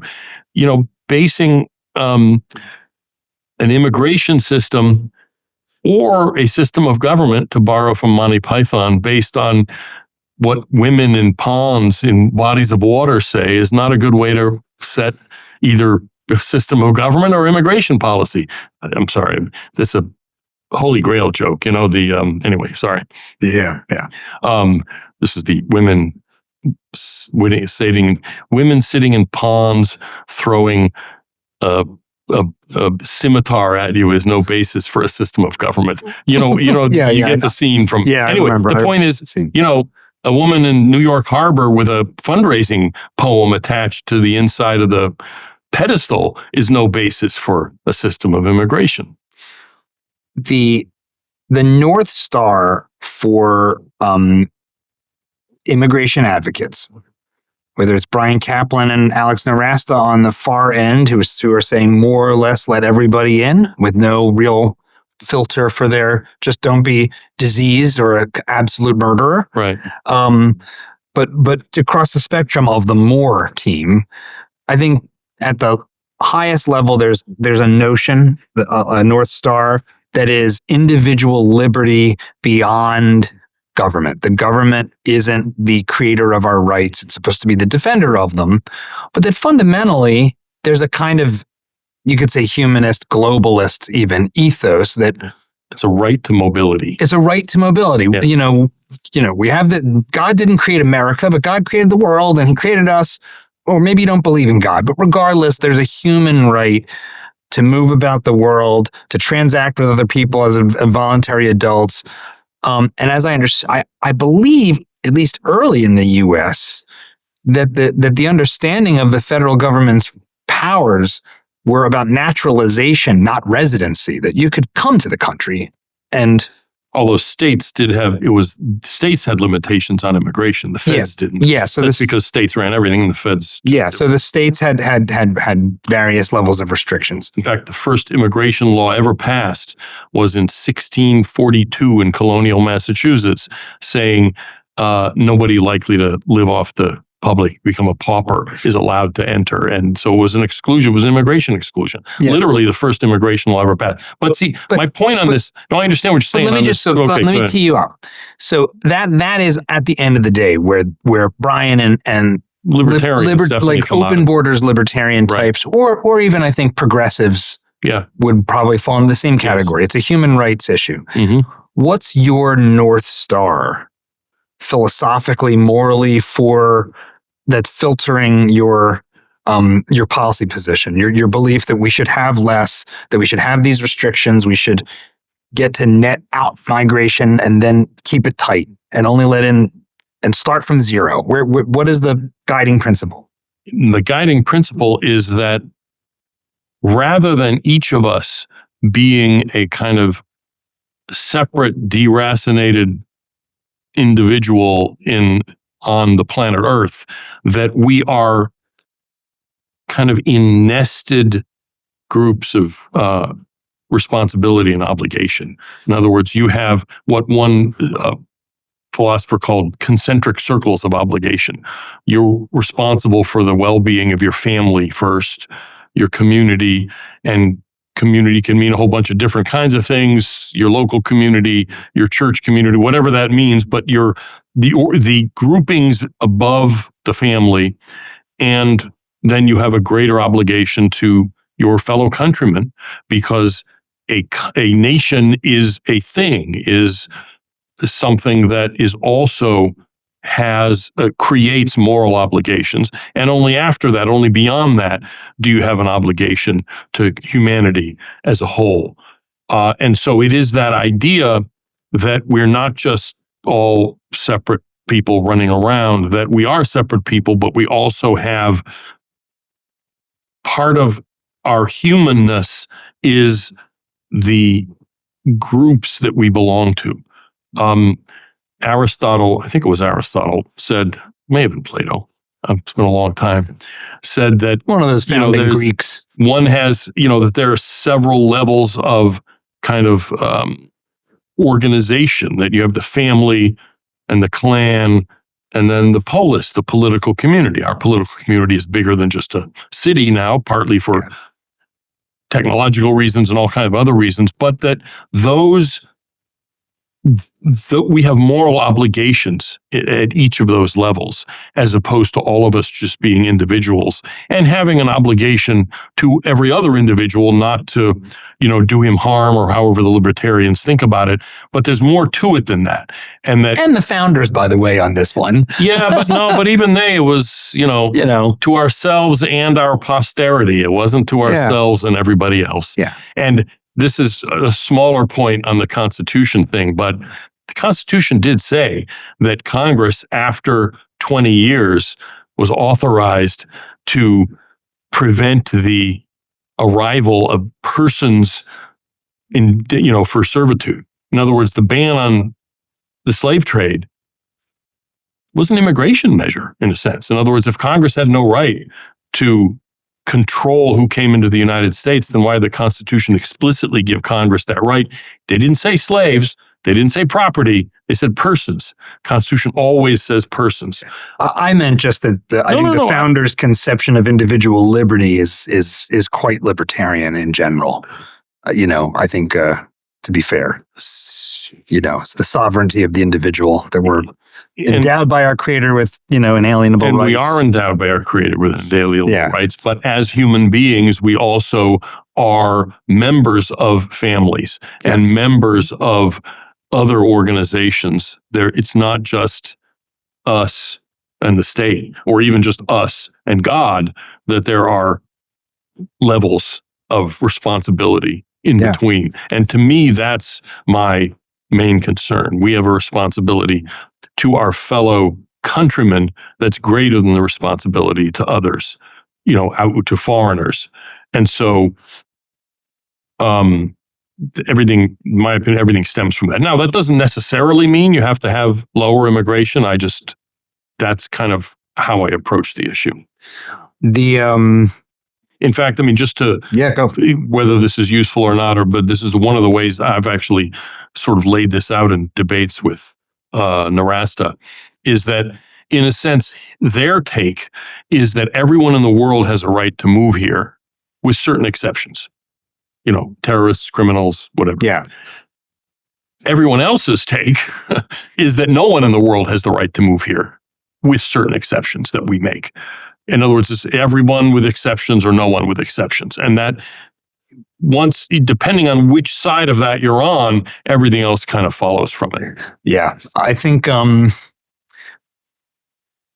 that the more time I've spent grappling with the issue, the more uncertain I am, to be perfectly honest. I'm probably I've gotten more moderate the more time I've spent with it, just because it is complicated, and people are complicated, and they bring a lot.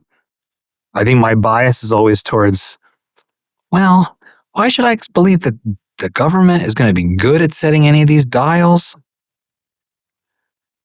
They're not good at very much. They're not good at very much. That's true enough. Somebody's got to do it. You know what I mean? And so I understand what you're saying, but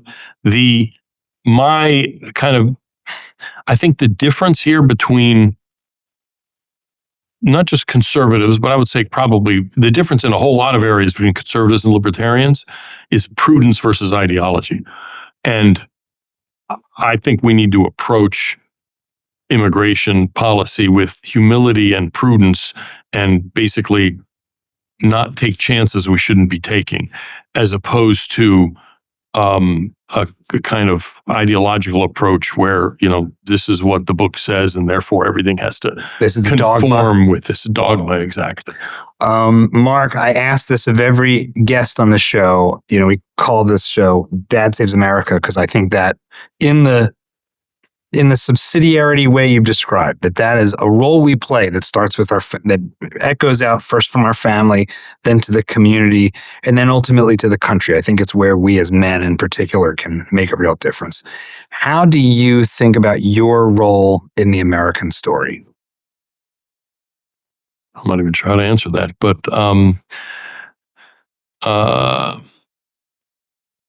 if my right eye were not a prosthesis, I probably wouldn't be doing this. And the reason for that is I probably would have been able to, I would have joined the Navy and would have served my country in some other way. And I don't know, maybe even gotten it out of my system. Or maybe not. But because that was precluded to me, this is how I serve my country. So I don't know if that answers your question, but that's the way I see it. Mark, thanks for being on Dad Saves America. Sure, thank you.